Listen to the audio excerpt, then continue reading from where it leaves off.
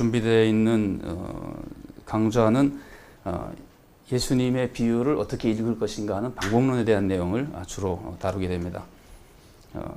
우리가 어떤 글이든지 글을 읽으려고 하면은 그 글만 읽어가지고는 이해하지 못합니다. 본문만 읽어가지고는 이해하지 못합니다.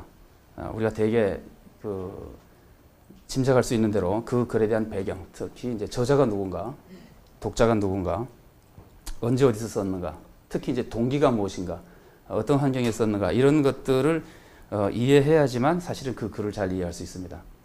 근데 상당히 지금까지는 이제 그런 방법으로 연구를 할 때 그 학자들이 어떤 방법으로 연구를 했었냐면은 마태복음이다 그러면은 마태복음의 저자가 누구냐, 마태복음의 독자가 누구냐 하는 것까지만 생각을 했어요. 그리고 이제 물론 바울 서신 같은 경우는 바울 서신인 경우에 우리가 잘 아는 대로 바울 서신을 이해하려면은 바울 서신을 쓴 동기하고 배경이 제일 중요하죠, 그죠? 그래서 누구에게 썼는데 왜 썼느냐, 어떤 상황에 썼느냐 하는 걸 이해하는 것이 굉장히 중요한데 왜 복음서를 읽을 때 마태복음이나 마가복음 같으면은 마가나 마태가 어떤 사람이었느냐, 그걸 읽는 공동체가 무엇이었느냐에 대해서만 집중적으로 연구를 하고 막상 마태가 얘기하고 있는 그 안에 내용으로 들어가서 그 안에 있는 내용이 어떤 상황 속에서 주어지는 것으로 나타나는가 하는 것에 대해서는 별로 연구하지 않느냐 하는 건데요. 역사비평은 그것을 사실은 별로 연구하려고 하지 않습니다. 왜냐하면은 역사비평의 기본적인 개념 중에 하나는, 죄송합니다만 역사비평이 다 그런 건 아니지만 기본적인 배경 중에 하나는 성경에 일단 나와 있는 그 스토리 자체는 역사성이 별로 없다고 생각하거나 그 역사성에 대해서 뭐랄까 하여튼 크게 신뢰하지 않습니다. 역사비평에서는. 그러다 보니까 마태복음에서 기록되어 있는 뭐 예수님이 산에서 제자들과 무리들이 있는 곳에서 뭐 설교를 했다 그러면 그것이 실제로 예수님이 산에서 설교한 것이 아니고, 우리 되게 그렇게 생각하죠, 그죠? 실제로 거기서 그렇게 설교한 것이 아니고 마태가 예수님의 설교를 다 모아가지고 설교를 한 것이다. 그러니까 마태와 마태의 독자는 중요하지만 예수님이 어느 산에서 어떤 사람들에게 무슨 설교를 했는가 마태가 기록한 것은 별로 중요하지 않다고 생각하는 겁니다. 사실이 아니리라고 생각하기 때문에. 그런데 이제 그렇지 않다고 생각하는 이유가 뭐냐면은 마태가 예수님의 말씀을 자기 책에다 기록함으로써 독자들에게 알려주고자 할 때, 마태가 알려주고자 할 때 그 알려주는 방법을 소위 내러티브라고 하는 이야기 글 형태를 가지고 알려주려고 그러는 거거든요. 근데 마태가 알려주려고 할 때 마태가 만들어 놓은 배경 자체가 마태로서는 굉장히 중요한 메시지인 겁니다. 짐작하시겠죠? 마태가 얘기를 하는데 그냥 이래라 저래라 얘기하는 것이 아니라 예수님이 이런 곳에서 이런 사람들에게 이런 목적을 가지고 이런 말씀을 했습니다 하고 알려주면은 그 배경 자체를 이해하고 마태가 말한 예수의 말씀을 이해해야지 마태가 말하려고 하는 내용까지도 제대로 이해할 수 있다는 얘기예요. 그러니까 마태로서는 그런 목적을 가지고 글의 형태를 만들었다는 거예요. 그러니까 우리가 잘 아시는 대로 복음서하고 바울서신, 그럼 바울서신이 먼저 쓰여졌잖아요. 근데 마가복음이 성서에서 바울서신 같은 이 소위 말하는 설명으로 주로 많이 하는, 이야기식으로 하지 않고 예수님을 위해서 죽었다, 뭐 우리가 예수를 믿어 구원을 받는다, 너희들이 이렇게 살아라, 이런 식으로만 쭉 쓰는 그 서신 같은 형태가 아니고 예수님의 생애를 아예 이야기 형태로 쓰는 것은 마가복음이 이제 보통 처음이라 그러잖아요. 근데 형태가 바뀐 것은 다르게 해석을 해야 되는 겁니다. 그래서 이제 우리가 이렇게 글을 읽을 때 글의 저자와 독자가 누군가를 이해해야 되는 것처럼 여기 이제 제가 쓴 대로 말을 이해하는 데 있어서도 말한 사람이 누군지 알아야 되거든요. 그렇게 보면 우리가 예수님 그러면은, 미안합니다, 예수님의 비유 그러면은 이 예수님의 비유를 말한 사람이 누구냐 이거예요. 이제 여기서 이제 조금 어려운 점이 생깁니다. 왜 어려운 점이 생기느냐 하면은 예수님의 비유를 말한 사람이 예수님이냐 아니면은 그 복음서를 쓴 사람이냐 하는 이제 혼란이 생기기 시작하는 겁니다. 그래서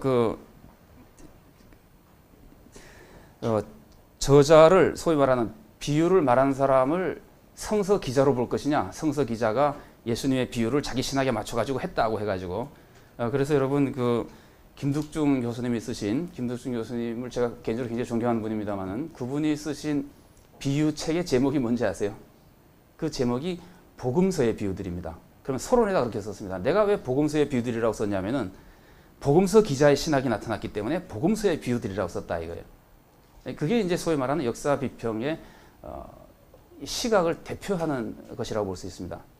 그게 이제 잘못됐다는 것이 아니라 그런 시각으로만 주로 많이 봐왔었는데 그게 언제까지 그렇게 봐왔었냐면은 1970년대 정도까지 죄송한 표현이지만은 우리나라에서는 뭐 80년대나 90년대까지 주로 그렇게 봤다고 볼 수 있습니다.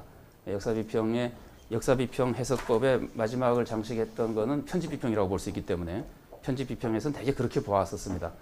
그러나 이제 그 영미계통에서는 이미 60년대 말이나 70년대부터 다른 시각을 가지기 물론 일반 문학은 오래전부터 시작했었고요.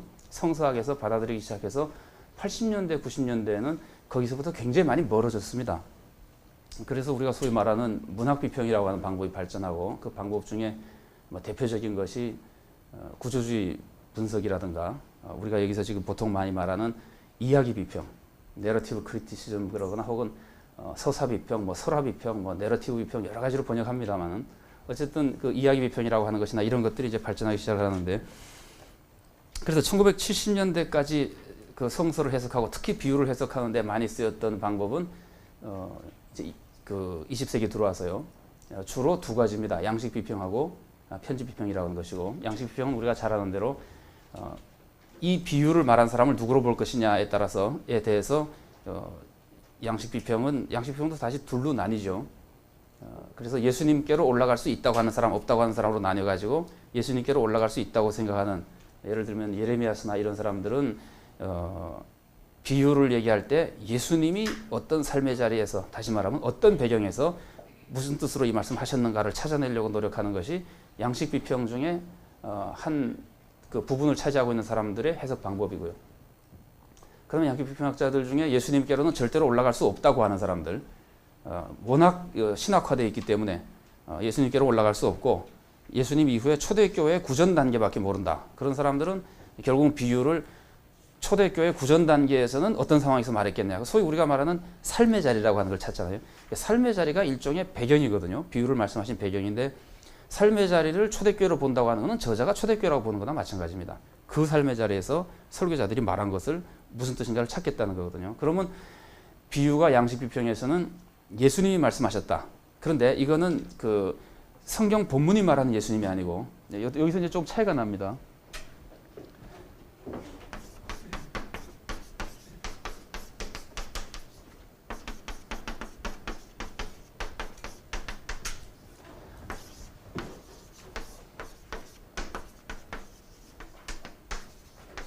요거는 우리가 잘 아는 대로 그냥 성서 기자들이죠.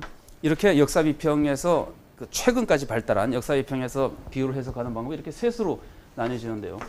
예수님이 비유를 말씀하신 그 비유의 뜻을 찾아내자. 이게 양식비평 해석 방법인데 요 예수는 어떤 예수님이냐면은 역사적인 예수님입니다. 실제로 예수님이 어떻게 말씀하셨는가를 찾자는 겁니다. 성경 본문에 있는 그 본문에 나오는 비유를 보는 것이 아니고 이 사람이 예수님이 말씀하신 비유를 잘라내고 고치고 해가지고는 원래 걸 찾아내가지고 이제 연구하는 것이 양식 비평에서 이 역사적 예수님이 말씀하신 걸 찾는 것이고요. 여기까지 도저히 갈 수 없으니까 우리가 찾을 때는 거기까지 가지 말고 초대교회가 해석한 것을 찾자고 하는 것이 이제 양식 비평 중에 초대교회가 말하는 이거 다 역사적인 것들입니다. 그다음에 이제 편집 비평은 이것이 중요한 것이 아니고 구전 단계에서 초대교회가 뭐라고 했던가 아니면 예수님이 원래 뭐라고 했느냐는 중요한 게 아니고 왜냐하면 우리 잘 찾을 수도 없고 실제로 최종적으로 기자가 쓸 때는 자기의 신학을 가지고 썼기 때문에 이 사람의 신학을 가지고 썼기 때문에 이 사람의 신학을 찾아내는 것이 좋은 것이다. 그래서 이런 각도에서 예를 들어 마태복음 같으면 마태가 이 비유를 쓸 때는 어떤 상황에서 원래 자료를 어떻게 고쳐가지고 썼겠는가 이래가지고 이제 연구하는 것이 편집 비평에서 비유를 해석하는 방법이라고 볼 수 있습니다.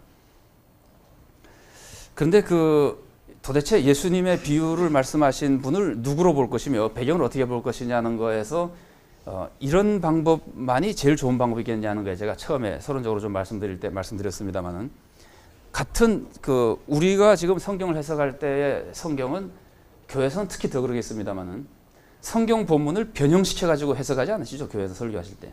이거 역사적으로 볼 때 요거는 조금 고친 거기 때문에 원래 것을 우리가 찾아 가지고 보면은 이렇게 해석해야 됩니다. 이렇게 설교하지 못하죠. 그죠? 그렇게 설교하면 당장 이단이라고 찍힐 가능성이 있죠. 왜냐하면 우리가 신앙 고백한 거는 최종 본문이 하나님의 말씀이잖아요. 우리가 신앙 고백한 거는 최종 본문 이전의 단계를 불투만히 찾아내는 게 성경 하나님 말씀이 아니고 그건 불트만의 말이고 다른 사람들도 다 마찬가지죠. 그러니까 최종 본문을 우리가 신앙고백 교회에서 하나님의 말씀이라고 신앙고백했기 때문에 최종 본문을 통해서 하나님이 알려주시려고 하는 걸 찾는 것이 훨씬 더 정당한 해석 방법이라고 볼 수 있습니다. 물론 교회에서도 직접 사용할 수 있는 말씀이고 그런 의미에서 편집 비평이 괜찮습니다. 그런데 편집 비평은 그 편집 비평의 기본적인 방법은 원 자료가 무엇이었는데 기자가 어떻게 고쳤느냐를 주로 보는 겁니다. 그러다 보니까 그 원 자료와 기자가 쓴 것을 비교할 수 있는 것은 찾기가 쉬운데요. 비교할 수 없는 것은 찾기가 어렵습니다.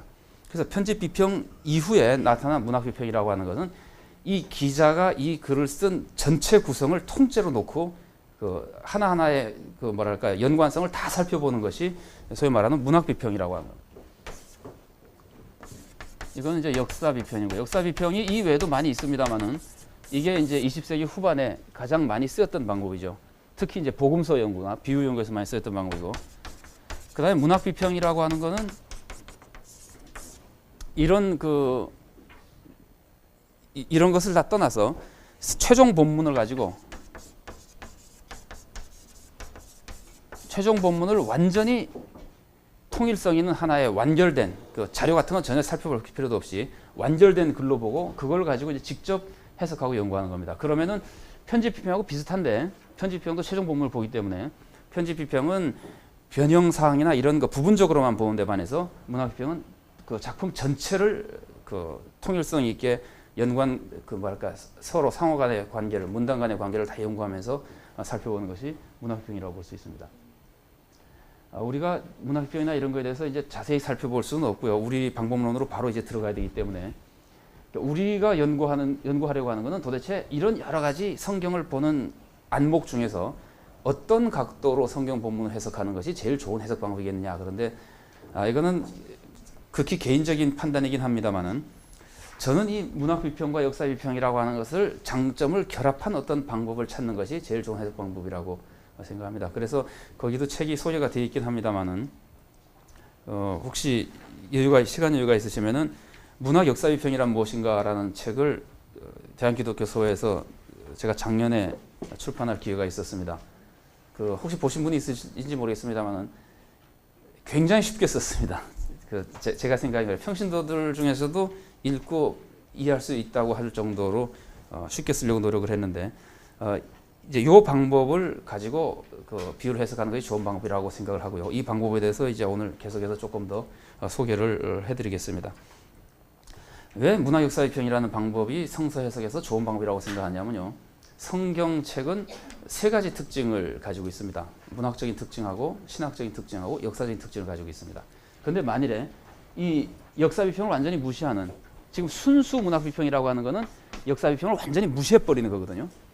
그래서 순수 문학 비평이 성경의 많은 메시지를 발견할 수 있다 하더라도 역사성을 무시하고 역사적인 특징을 무시하기 때문에 성경을 충분히 해석한다고 볼 수가 없습니다. 그러니까 무슨 누구의 소설이나 시를 해석하는 데는 도움이 되지만 그 역사적인 글을 해석하는 데는 역시 문제가 있다고 생각할 수 있습니다. 그 다음에 이 문학 비평은 원래 저자의 의도라고 하는 거에 관심을 안 가지는 것이거든요. 그랬을 때 성서가 신학적인 글이라고 생각했을 때 신학적인 글이라고 하는 것은 내용도 신학적인 글이기도 하지만 신학적인 글을 해석하려면은 그 사람이 전달하고자 하는 신학을 이해할 수 있어야 됩니다. 이게 교육용의 글이기 때문에 교육적인 글은 저자가 그 글을 통해서 무엇을 가르치려고 하는지 저자의 의도에 관심을 가질 수밖에 없습니다. 교육용의 글은.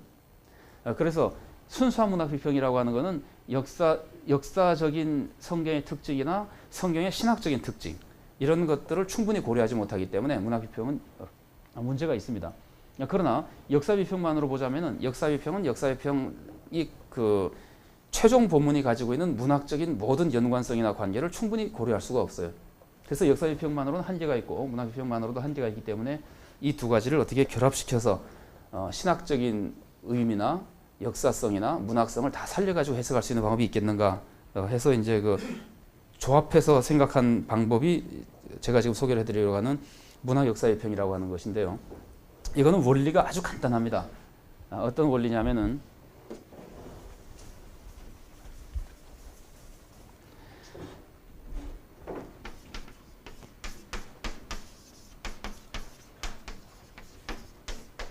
누군가가 글을 쓰면은요, 누군가가 글을 쓰면은 이제 독자가 읽고 이렇게 함으로써 그 의사가 전달이 되는 거거든요.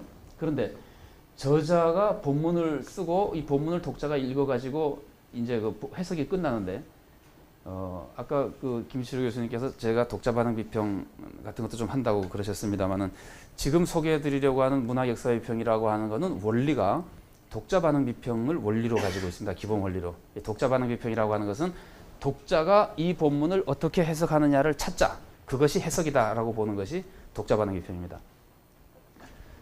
왜 독자 반응 비평이 자꾸 발달하게 됐냐면요. 저자가 어떤 의미를 가지고 글을 써도 읽어주지 않으면 전달이 안 됩니다. 그렇죠? 근데 읽어주지 않으면 전달이 안 될 뿐만 아니라 더 무서운 거는 독자가 읽고 다르게 해석해버리면 저자가 아무리 전달하고 싶은 내용이 있어도 그대로 전달이 되지 않습니다. 그래서 최종적으로 전달 과정에서 최종적인 결정권은 독자가 가지고 있는 것이다. 이런 각도에서 그게 뭐 꼭 진리라기보다는요. 그래서 독자 입장을 중요하게 생각하는 사람들이 중심이 돼서 독자 중심 해석법이라고 하는 것이 만들어지고 그 최근에 가장 많이 발달한 방법 중에 하나로 독자 반응 비평이라고 하는 것이 이제 등장하게 된 겁니다. 그런데 문제는 독자가 본문을 해석하는 것하고 독자가 본문에서부터 이해하는 거하고 저자가 쓰려고 하고 있는 의도하고 이게 이제 다를 수 있잖아요. 그죠? 제가 예를 들면 이 책에 예로 그런 예를 한번 들어봤습니다만 어떤 사람이 음식을 만들었잖아요. 음식을 만들어 가지고 다른 사람 보고 먹어보라 그랬더니 다른 사람이 먹어보고 굉장히 짜다 그런단 말이에요. 근데 이 사람은 싱겁게 만들려고 의도를 가지고 만들었는데 먹는 사람이 짜다 그러면은 음식이 이게 지금 싱거운 음식입니까? 짠 음식입니까? 그러면 굉장히 간단한데 답이 또 딴 사람이 먹어보더니 싱겁다 그런단 말이에요. 그럼 두 사람이 먹어봐가지고 한 사람은 짜다 그러고 한 사람은 싱겁다 그러면 도대체 이 맛은 뭐라고 봐야 되는 겁니까? 그러니까 본문이라고 하는 본문 해석도 거의 이것과 비슷해지거든요. 목사님들이 설교를 많이 해보셨으니까 느끼지만 설교하면 어떤 사람은 졸고 어떤 사람은 열심히 듣고 어떤 사람은 은혜 받고 어떤 사람은 목사님인데 화내고 뭐 왜 나를 욕했느니 뭐 이런 소리까지 하는 사람들이 있잖아요. 이게 실제로 독자 반응이라고 하는 게 이렇게 간단한 것이 아니거든요. 이렇게 놓고 봤을 때 독자들의 반응이 결국은 그 본문이 전달되는 것인데 뭐 다행히 알아가지고 저자와 독자가 대화를 해가지고 나는 네가 잘못 이해했다 이건 이거라고 설명할 수 있는 기회가 있으면 좋은데 저자가 죽어버리고 나면 안 되잖아요. 그러니까 소위 말하는 우리가 보는 거의 모든 책은 저자가 죽은 경우가 많습니다. 또 살아있어도 별로 그렇게 뭐 알아볼 기회도 별로 없고요. 특히 이제 성경책은 성경을 쓴 사람들이 다 없잖아요, 지금요. 그러니까 이거야말로 읽고 해석하는 것이 중요한 것이거든요. 읽고 해석하는 사람이 중요한 것이고. 그러니까 최종 본문을 중요하게 생각한다 하더라도 독자가 이제 어떻게 저자의 의도를 잘 파악하느냐 하는 것이 중요한 것인데 그 성경은요, 제가 조금 이따 또 말씀드릴 기회가 있겠습니다만은 성경은 목사님들이 교회에서 설교하는 것과 비슷하다고 생각하면은 거의 틀림없습니다. 이 성경책은 성경에 나오는 글들은 목사님이 설교한 거를 다시 글로 써서 설교집 내잖아요. 설교집 내는 거랑 굉장히 비슷하다고 생각하면은 거의 틀림이 없습니다. 그렇게 했을 때, 그거 제가 조금 이따 더 드리기로 하고요. 그렇게 생각했을 때 이 독자가 읽는 것이 굉장히 중요한데 이 독자가 읽기는 하지만 저자가 그 글을 통해서 무엇을 전달하려고 하는지를 독자가 알아내야지만 제대로 읽은 거 아니에요.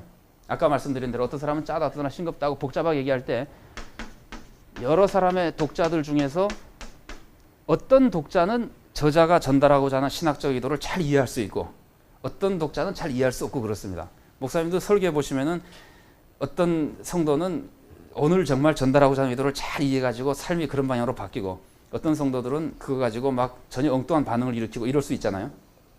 그러면 이제 요 독자들 중에서 독자 반응 중심을 독자들의 이해를 중심으로 해서 우리가 성경을 해석한다면은 어떤 독자가 이것을 읽으면은 가장 저자의 의도를 잘 파악할 수 있는가 하는 것을 찾아내야지만 우리가 이 방법을 이용할 수 있습니다. 달리 얘기하면은 그 독자의 입장에서 읽어야지만 본문을 제대로 해석할 수 있습니다. 우리가 예를 들어 마태복음이라고 해도 마태를 찾아가서 물어볼 수도 없고 그러면은 우리가 그 마태가 쓴 의도를 찾으려고 다양하게 노력을 하는데 그것보다 더 쉬운 방법은 똑같은 본문을 옛날에 마태복음을 읽으면서 가장 잘 이해했던 독자의 입장이 우리가 돼가지고 읽는 것이 더 좋은 방법이다 그런 뜻이에요. 제가 지금 말씀드리려고 하는 것들이 이게 어떻게 보면 이 해석 방법에 대한 것을 좀 자세히 설명하면 시간이 많이 걸리기 때문에요. 제가 좀 요약하려고 하다 보니까 조금 어려운 점이 없지 않아 있습니다만, 그러면은 옛날에 마태복음을 읽으면서 가장 잘 이해할 만한 독자는 도대체 어떤 사람이겠느냐, 이것을 이제 찾아내야 되는데, 이 독자를 우리가 이론적으로는 이렇게 부릅니다. 저자가, 모든 글을 쓰는 사람들은 이 글을 읽을 사람이 어떤 사람인가 하는 것을 염두에 두고 글을 씁니다. 우리가 편지 같은 건 말할 것도 없고 설교문도 그렇죠. 그래서 목사님들이 설교를 하실 때 항상 자기 교회 성도님들을 염두에 두고 설교 준비를 하시잖아요. 이 말을 거꾸로 얘기하면은 외부에 그 강사를 한번 초청을 받아보세요. 그러면은 그 교회가 농촌교회인지 도시교회인지는 알고 가셔야 되죠. 성도님들이 대개 나이는 어느 정도인지 취향은 어떤 건지 알고 가셔야 되잖아요. 그래서 대개 이제 설교 초청을 할 때 담임 목사님이 보통 알려주죠. 오늘 요번에 오셔서 말씀을 전할 예배는 뭐 여전도의 헌신 예배고, 그 여전도 1, 2여전도인데 거기는 되게 나이가 어떤 분들이고, 우리 교회 혹시 잘 모르시면은 우리 교회는 뭐 직업이 이런 사람들이 주로 많고 뭐 이런 식으로 설명을 오히려 해준단 말이에요. 그러면 목사님은 설교 준비를 할 때 자기 설교를 들을 대상을 염두에 두고 설교 준비를 하는 겁니다. 거꾸로 얘기하면은 그 설교를 가장 잘 이해할 수 있는 사람은 어떤 사람입니까? 제가 만일에 어느 농촌에 있는 여전도에 헌신 예배를 설교하러 가면은 제가 준비한 설교를 가장 잘 이해할 수 있는 사람은 어떤 사람입니까? 그 교회 여전도의 회원이죠. 아니면은 그 교회 여전도의 회원에 가깝다고 내가 생각하는 사람. 달리 얘기하면은 남자와 여자 중에서는 여자가 더 잘 이해할 수 있고, 애와 어른 중에서는 어른이 더 잘 이해할 수 있고, 농촌 사람과 도시 사람 중에서는 농촌 사람이 더 잘 이해할 수 있고, 이렇게 설교를 준비한단 말이에요. 글을 쓰는 사람이 다 그렇게 썼다는 겁니다. 그러면은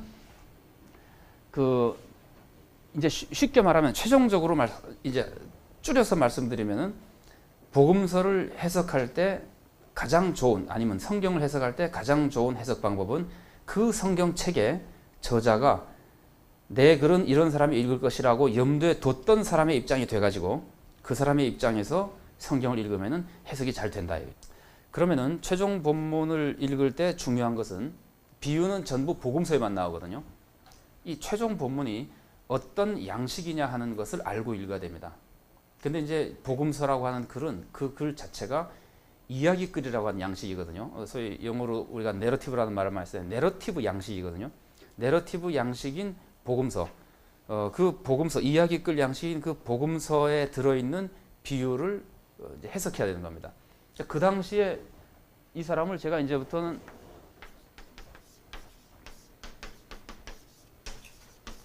자료에 나와 있습니다만은 저자적 독자라고 부릅니다. 이게 저자적 독자라고 부르는 이유는 그 번역을 이렇게밖에 못했는데, 저자가 머릿속에 둔 독자다 그래서 이제 저자적 독자라고 부르는데, 이 사람은 저자가 쓴 글을 딱 읽을 때 이야기글이면 이야기글로, 시면 시로, 서신이면 서신으로 딱 알고 읽는 겁니다. 그래서 이 양식을 이제 알고 읽어야 되고, 이야기글 양식이라고 하는 것은, 이야기글의 특징은요, 특히 이제 복음서는 더 그렇고요, 사건을 서술하는 것들이기 때문에 이야기글에 포함되어 있는 그 몇 가지 중요한 특징 중에 하나가, 예를 들면 구성 같은 것이 있고요, 그 다음에는 배경,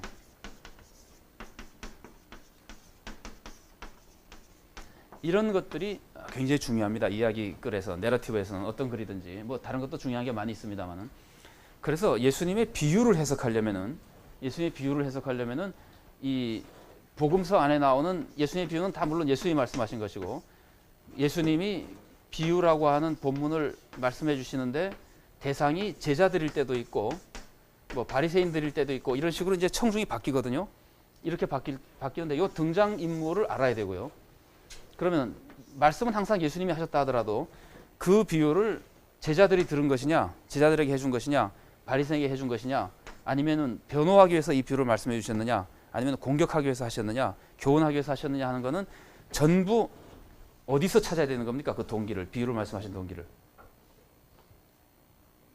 복음서 안에서 찾아야 되는 겁니다. 역사적으로, 양식 비평에서 말하는 것처럼 역사적으로 예수님이 이랬겠지 하는 건 다 필요 없는 겁니다. 이제는 미안합니다. 양식 비평이 필요 없다는 게 아니라 이 해석 방법으로 들어오면은 필요 없는 겁니다. 그거는 우리는 알지도 못하고 관심도 없고 우리는 성경책을 그 최종 본문으로 보고 성경책에 있는 것만 해석할 때 마태는 예수님의 비유가 주는 메시지를 알려주기 위해서 이런 세팅에서 이런 동기로 예수님이 비유로 말씀하셨다는 것을 우리들에게 전제하고 이 비유를 줬다 이거예요. 근데 우리가 비유를 해석할 때 많이 실수하는 것 중에 하나가 그 동기를 자꾸 무시해버립니다. 예수님이 이 비유를 어떤 상황에서 바리새인들이 막 원망하고 그럴 때 얘기를 한 것인지 제자들이 막 잘난 척할 때 얘기를 한 것인지 이런 동기를 알면은 그 비유의 의미가 주제가 상당히 쉽게 이해가 되거든요. 근데 그런 것들을 그 양식 비평이나 편집 비평에 매달리고 거기서 나온 주석책에 우리가 젖다 보면은 그걸 자꾸 무시하고 읽어버릴 수가 있습니다. 그러나 지금은 이제 이 방법은 그러지 않겠다는 겁니다. 그런 것들은 중요하게 생각하지 않고 최종 본문과 마태가 얘기하는 스토리 자체를 존중하기 때문에 그 안에서 연구하겠다는 겁니다. 그러면은 매 사건마다 배경이 있고요. 마태복음의 전체 구성 안에서 마태가 예를 들면은 뭐 시프린자의 비유를 얘기해주고 그 다음에는 가라지 비유를 얘기하고 그 다음엔 또 무슨 뭐 기자씨 비유 이렇게 얘기하다가 또 다시 해석을 하다가 막 이렇게 막 뒤섞어서 막 했을 때 마태가 도대체 왜 이 얘기를 이렇게 섞어서 했느냐? 다시 말씀드리면 역사의 평으로 가면 다 필요 없어요. 다 흩어버려가지고 비유 하나마다 다 뜯어가지고 이 비유는 이런 삶의 자리에서 했겠지 하고 그냥 해석하거든요. 근데 그것도 좋은 방법이겠지만 그 방법은 이제 그만하고 아니면은 뭐 하실 분 계속 하셔도 좋지만 이 방법에서는 그렇게 하지 말자 이거예요. 이 방법에서는 마태가 이 메시지를 전해주려고 하는 중요한 이유는 예수님이 그렇게 얘기했다고 믿고 들어라 그거예요. 예수님이 이 상황에서 이렇게 얘기하는 것을 알고 들어야지만 예수님의 비유를 내가 전하는 예수님의 비유를 제대로 이해할 수 있다는 거거든요. 그래서 그 구성도 이해를 해야 되고 마태복음이나 마가복음 자체의 구성도 이해해야 되고 비유를 말씀하신 배경도 이해해야 되고 누가 누구에게 얘기했느냐도 이해를 해야 되고. 근데 재밌습니다. 비유는 예수님이 제자들에게 말씀하셨는데 이 비유 안에 또다시 등장인물이 나와요. 그래서 이 비유 안에 나오는 등장인물과 비유 안에 나오는 세팅을 이 배경을 또다시 연구하고 하는 그 이중적 혹은 삼중적인 연구를 이제 거쳐야 된다고 볼 수 있습니다. 저자적 독자라고는 제가 이제 여러분들이 잘 아시니까 예를 들어 마태복음이라고 합시다. 마태복음이면은 저자적 독자가 언제 살았던 사람이에요? 몇 년도쯤에 살았던 사람이에요? 이제 뭐 역사학자마다 다르니까 편의상 그냥 80년이라 그러겠습니다. 80년 내지 90년 뭐 여러 가지 학설이 있지만 그러면은 이 이야기 세계 예수님이 제자들에게 말씀하신 이거는 몇 년도 일이에요? 요거는 주후 대략 한 30년 정도로 봐도 안 틀리겠죠, 그죠? 그러면은 이 저자적 독자는 두 가지를 동시에 이해하면서 이 성경을 읽는 거예요. 저자적 독자 입장에서는 저자적 독자는 비유를 읽을 때 예수님이 이제 50년 전에 예수님이 제자들에게 이렇게 말씀하셨구나 하고 재밌게 읽고 그 상황에서 도대체 무슨 뜻일까를 하는데 동시에 그것이 내 상황의 메시지로 왔다 갔다 하는 겁니다. 그거 이해하시겠죠? 이게 제자들에게 예수님이 이런 말씀을 하셨구나. 제자들이 까부니까 이런 말씀을 하셨구나. 그런데 금방 우리 교회에 이런 놈들이 있구나. 이건 바로 우리들에게 하시는 말씀이에요. 이게 왔다 갔다 하는데 이 메시지가 요거를 하면 안 됩니다. 예수님이 30년에 예수님이 직접 80년에다 대고 막 얘기하는 것은 아니다 이거예요. 그거를 그 한 단계를 거쳐 가지고 해석을 해야 됩니다. 그게 이제 조금 우리가 혼란스러운 때 중에 하나고요. 한 가지 더 혼란스러운 거는 우리는 2001년에 살잖아요. 오늘의 해석자는 그럼 이 해석자는 저자적 독자가 이 이야기 세계 속에서 이런 뜻으로 말씀하셨겠구나. 그것이 우리 교회는 이런 뜻이었구나라고 해석한 것을 이해한 다음에 자기 교회에다가 적용해야 됩니다. 그러니까 목사님들은 세 개의 삶의 자리를 세 개의 배경을 염두에 두고 해석해야 됩니다. 근데 그 대개는 저절로 되는 것 같아요. 굉장히 하나님께서 인간의 머리를 좋게 만들어 주신 것 같아요. 저절로 그걸 보면서 저자적 독자가 되면서 그러니까 그거를 염두에 두는 것이 중요합니다. 그거에 대해서 별로 관심을 안 가지고 그냥 아주 단순하게 예수님이 바로 2001년 우리에게 예수님이 바로 말씀하시는 것처럼 해버리면은 물론 예수님의 말씀은 다 우리들에게 하시는 말씀이지만 이야기글은 요 상황에서 하신 말씀이라는 걸 전제하고 저 상황에서 이해한 것을 전제한 다음에 여기까지 와야 되거든요. 그런 단계가 필요하다는 것만 염두에 두시면 좋겠습니다. 그래서 최종 본문을 중요하게 한다고 하는 것들을 조금 기억하시고요. 두 번째로는 순서대로 읽는다라고 하는 건데, 이 순서대로 읽는다고 하는 것은요, 이 당시에 이제 다시 돌아가서 제가 아까 성경이 설교와 비슷하다 그랬는데요. 왜 성경이 설교와 비슷하냐면 성경 말씀이 기록될 당시에는 문화가 이렇게 프린트 문화가 아닙니다. 프린트 문화가 아니라 소위 말하는 구술 문화입니다. 그래가지고 성경책을 쓰는 사람은요, 이 성경책을 사람들이 다 책으로 가지고 있으면서 다 책으로 읽을 거라고 생각도 하지 않고 쓰는 겁니다. 이 성경책을 쓰는 사람들은 다 이 성경은 누군가가 글을 잘 읽는 사람이, 이 글을 잘 읽는다고 하는 것은 이 헬라 세계는 굉장히 수사학적인 세계거든요. 그래서 수많은 수사 기법들이 포함되어 있습니다. 그럼 글을 잘 읽는다고 하는 것은 수사 기법이 살아나도록 읽어주는 겁니다.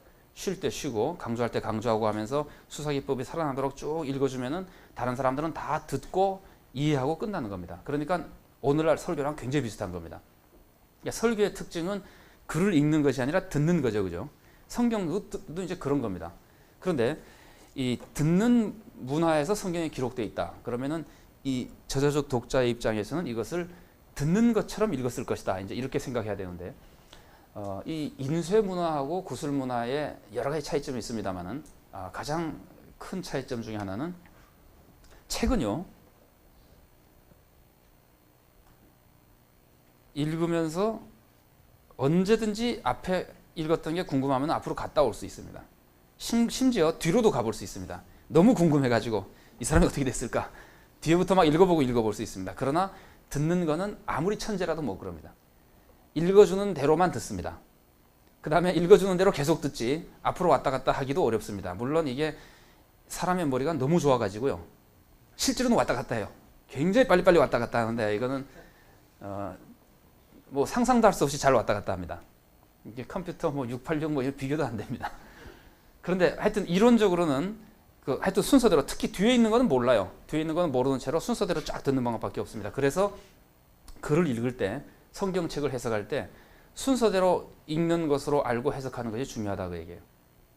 잘라내는 것은 물론 안 되고 떼어내는 건 물론 안 되고 그 구조 안에서 읽는데 순서대로 읽는 것으로 보는 것이고, 또 한 가지 중요한 것은 어느 글이든지요, 설교도 그렇고 목사님들 중에서 혹시 설교 준비하시면서 오늘은 내가 좀 아주 수준 높고 어려운 설교를 해가지고 한 번에는 절대로 교인들이 못 알아듣게 만들어야지, 그렇게 설교하시는 적 있어요? 그래서 설교를 연거푸 똑같은 설교를 3번 듣고야 이해할 것이다. 그래서 같은 설교를 연거푸 3번 하셔본 적 있어요? 목사님들의 설교하실 때 목적은 반드시 이거죠. 한 번 듣고 다 알아들어야 된다는 거죠, 그죠? 성경책도 그렇다는 거예요. 성경책도 한 번 딱 읽으면은 알아들어야 된다는 거예요.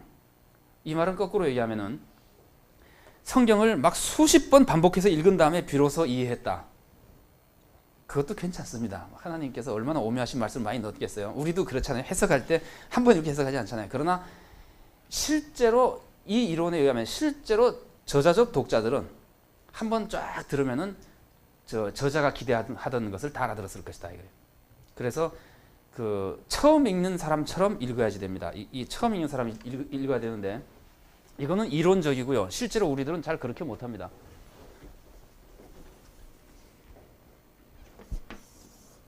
복음서가 마태복음이 처음부터 28장 20절까지 이렇게 쭉 이어져 있다면은 이 해석하는 방법이, 요 중에 이제 비유가 하나 나오잖아요. 요 비유를 해석하려면은 여기까지 쫙 읽던 사람이 여기까지 읽고 비유를 해석하는 것이 1차적인 해석입니다. 그러니까 여기까지 읽었는데 이 비유를 뒤에 나온 내용하고 막 연결시켜가면서 한없이 연결시켜가면서 해석하는 것은 저자적 독자의 해석과 조금 다릅니다. 저자적 독자와 가장 비슷한 사람이 돼서 이걸 해석해야 되거든요. 그러나 이제 이것이 사실은 이것과 이대로만 아닌 것이, 요 앞에 읽은 것 가지고 이것을 해석하지만 이 뒤에서 읽은 것도 이것을 해석하는데 영향을 미칩니다. 목사님들이 만일에 설교하실 때 이런 일이 있을 수 있겠죠, 그죠? 설교를 하다가 어떤 성도님들이 굉장히 존경하는 사람을 비판하는 듯한 내용이 나올 수 있죠. 뭐 김대중이 됐든지 아니면 또 여러분들 존경하는 사람이 있나요? 한경직 목사님이 됐든지, 하여튼 뭐 존경하는 사람에 대한 좀 비판적인 얘기를 하다 보니까 나왔단 말이에요.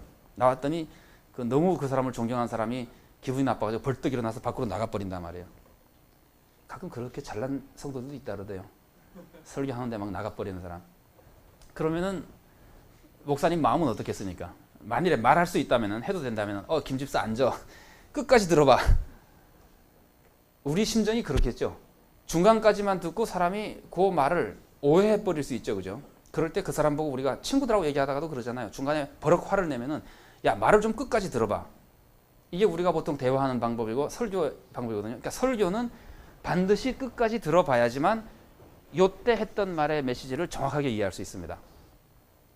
그런 것처럼 복음서도요. 복음서도 하나의 완결된 작품이기 때문에 복음서 중간에 나오는 비유를 해석하는 데 있어서 뒤에 나오는 내용 중에 여기 나왔던 내용을 보완해 주거나 수정해 주는 내용이 있습니다. 그 수정해 주는 내용까지 이해하지 못하면은 이제 교회에서 사람들 다 집 팔아가지고 나오라 그럽니다. 이게 비유는 아니지만 예수님이 그랬잖아요. 다 팔아가지고 가는 사람 주고 나를 쫓으라 그랬잖아요. 그러면 그게 이제 예를 들면 누가복음 18장 18절부터 30절에 그게 나오거든요. 그러면 목사님들이 정말 그걸 하나님 말씀으로 믿을진데 성도님들에게 설교할 때 다 팔아가지고 가는 사람 다 나눠주고 오직 교회만 나와서 사십시오. 그렇게 설교해야 될 거 아니에요. 근데 그렇게 설교 안 하죠. 그죠? 근데 그렇게 설교하면 안 되는 것이 바로 그 다음에 19장 1절부터 10절에 삭개오 이야기가 나오거든요. 근데 삭개오는 재물 반만 나눠주겠다 그러는데도 예수님이 안 된다 이놈아 다 팔아라 그러지 않고 그거 참 잘했다고 예수님께서 칭찬해 주거든요. 그래서 이 뒤의 내용이 앞의 내용의 메시지가 잘못된 방향으로 가는 것을 막아줍니다. 그래서 이게 이제 보완해 주는 역할을 합니다. 그래가지고 순서대로 읽기는 하지만 다 읽고 나서만 이제 이해할 수 있어야 된다는 것인데요. 이 앞뒤 연결되는 거는 예상과 회상이라고 하는 것이라 제가 이따 예상과 회상할 때 조금 더 설명해 드리겠습니다. 하다 보니까 거기까지 조금 나가버렸는데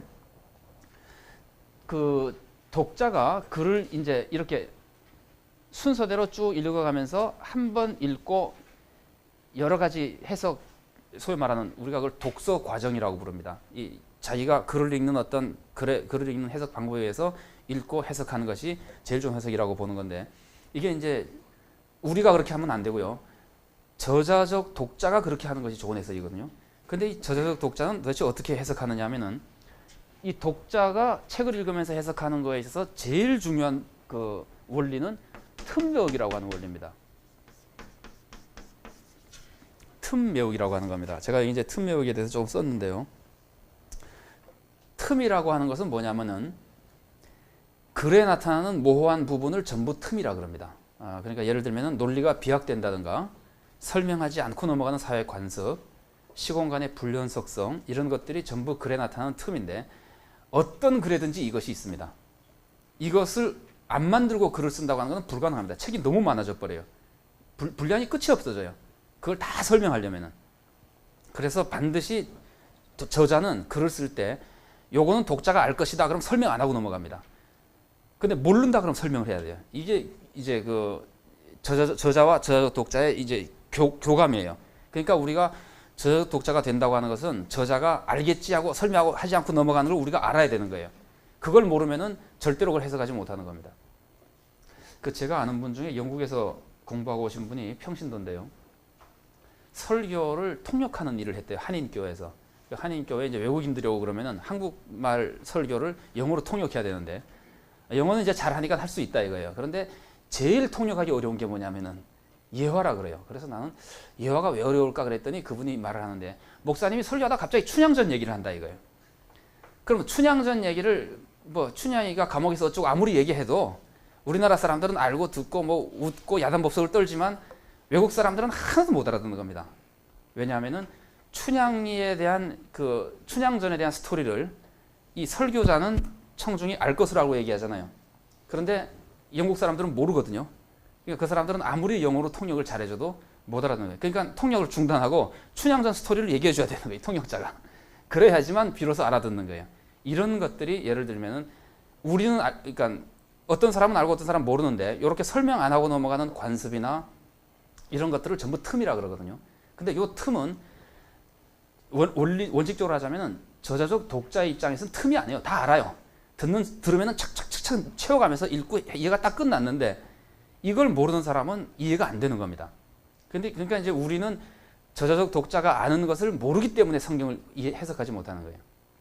그래서 저자적 면합니다. 틈 메우기라고 하는 것이 그런 것이 틈을 메우는 건데 틈을 메우는 것은 무엇으로 메우냐 하면은 지식으로 메웁니다. 자기가 알고 있는 지식을 가지고 틈을 메워 나가는 겁니다. 그러니까 이 지식을 가져야지만 저자적 독자가 되는 거예요. 달리 말하면 저자적 독자가 가지고 있는 지식을 얻어야지만 저자적 독자처럼 성경을 정확하게 해석할 수 있게 되는 겁니다. 쉽게 얘기하면은. 근데 이 저자적 독자의 지식을 가진다고 하는 것이요. 우리가 저자적 독자의 지식을 가진다고 하는 것이 제가 이런 말을 쓰는 것은 믿음이 없는 말인지 모르겠지만 불가능합니다. 우선 제일 중요한 것이 저자적 독자는 그 당시에 그 헬라어를 우선 완벽하게 알잖아요. 헬라어하고 헬라어가 굴러가는 수사학을 다 알거든요. 아무리 지금 헬라어를 잘하는 사람도 그때 웬만한 그러니까 소위 말하는 양식 있는 사람만큼 헬라어를 잘 하겠는가에 대해서 저는 좀 의심스럽습니다. 제가 뭐 세계적인 신약학자들 강의를 들어본 적이 있는데 헬라어를 잘 안 읽으려고 그러더라고요. 그래서 학생 하나가 질문을 했어요. 왜 안 읽습니까? 그랬더니 발음도 모르면서 어떻게 읽냐 그러더라고요. 2000년 전에 발음 난 모른다 그거예요. 그 사람이 시시한 사람이 아니에요. 그 사람이 누구냐면은 여러분 이름 들으면 아직 잭 딘 킹즈베리라는 사람, 킹즈베리라고 그 마태복음의 세계적인 권위자인데 헬라어를 가르치면서 헬라어 안 읽어요. 눈으로 보면서 영어를 그냥 해석해 버려요. 그러니까 이게 뭐 경선에서 그런지 교만에서 그런지 잘 모르겠는데 어쨌든 이론적으로 말이 되는 말이거든요. 우리는 헬라어도 제대로 모르고 그 당시 사람 관습은 더 모르고 그러니까 아니 그 당시 관습도 제대로 모르고 그러기 때문에 저 독자의 지식을 찾아가지고 메워야 되는데 이거를 다 찾지는 못하고 우리가 찾을 수 있는 만큼 많이 접근해서 찾을수록 성경 해석이 이제 본문의 의미에 이제 가까워지는 겁니다. 그래서 지식으로 찾는데 이 지식에는 크게 외부 지식과 내부 지식이라고 하는 것이 있습니다. 외부 지식이라고 하는 것은요, 책 이외에서 얻은 지식입니다. 그러니까 마태복음을 읽을 때는 마태복음 이외에 다른 곳에서 얻은 지식입니다. 이 다른 곳에서 얻은 이 지식이 그러니까 뭐 책을 읽다가 얻는 것이 아니고요. 책을 읽기 전에 이미 얻어가지고 읽는 지식이에요. 그래서 이 외부 지식이 중요한 거는 여기 제가 여기 쓴 대로 예를 들면 아주 간단합니다. 한글로 된 대학교 뭐 역사 교과서를 읽는다 그럴 때 중학생이 한글을 알기 때문에 뭐 세계사 교과서를 대학생들이 읽는 거를 주주주주 읽는다 그럽시다. 아무리 주주주주 읽어도 뜻은 무슨 뜻인지 잘 몰라요. 왜냐하면은 그 대학생들만이 알고 있는 전문 용어나 수로 사람 이름 이런 것들 하나도 모르기 때문에 제가 평신도 성경 공부를 하면서요. 창세기부터 이렇게 성경 공부를 했었는데 그 왕조 있잖아요. 왕조로 들어가서는 아무리 설명해도 우리 집사님들이 못 알아듣겠다 그래요. 왜냐하면 누가 누군지를 모르겠대요. 사람들이. 그러니까 이게 예를 들어서 목사님들 같으면 왕조의 왕 이름을 남유다 북이스라엘 이렇게 왕 이름을 대략 알고 시기를 알면은 어느 왕이 뭐하고 해서 이 사건은 바로 이런 메시지입니다. 그럼 다 알아듣잖아요.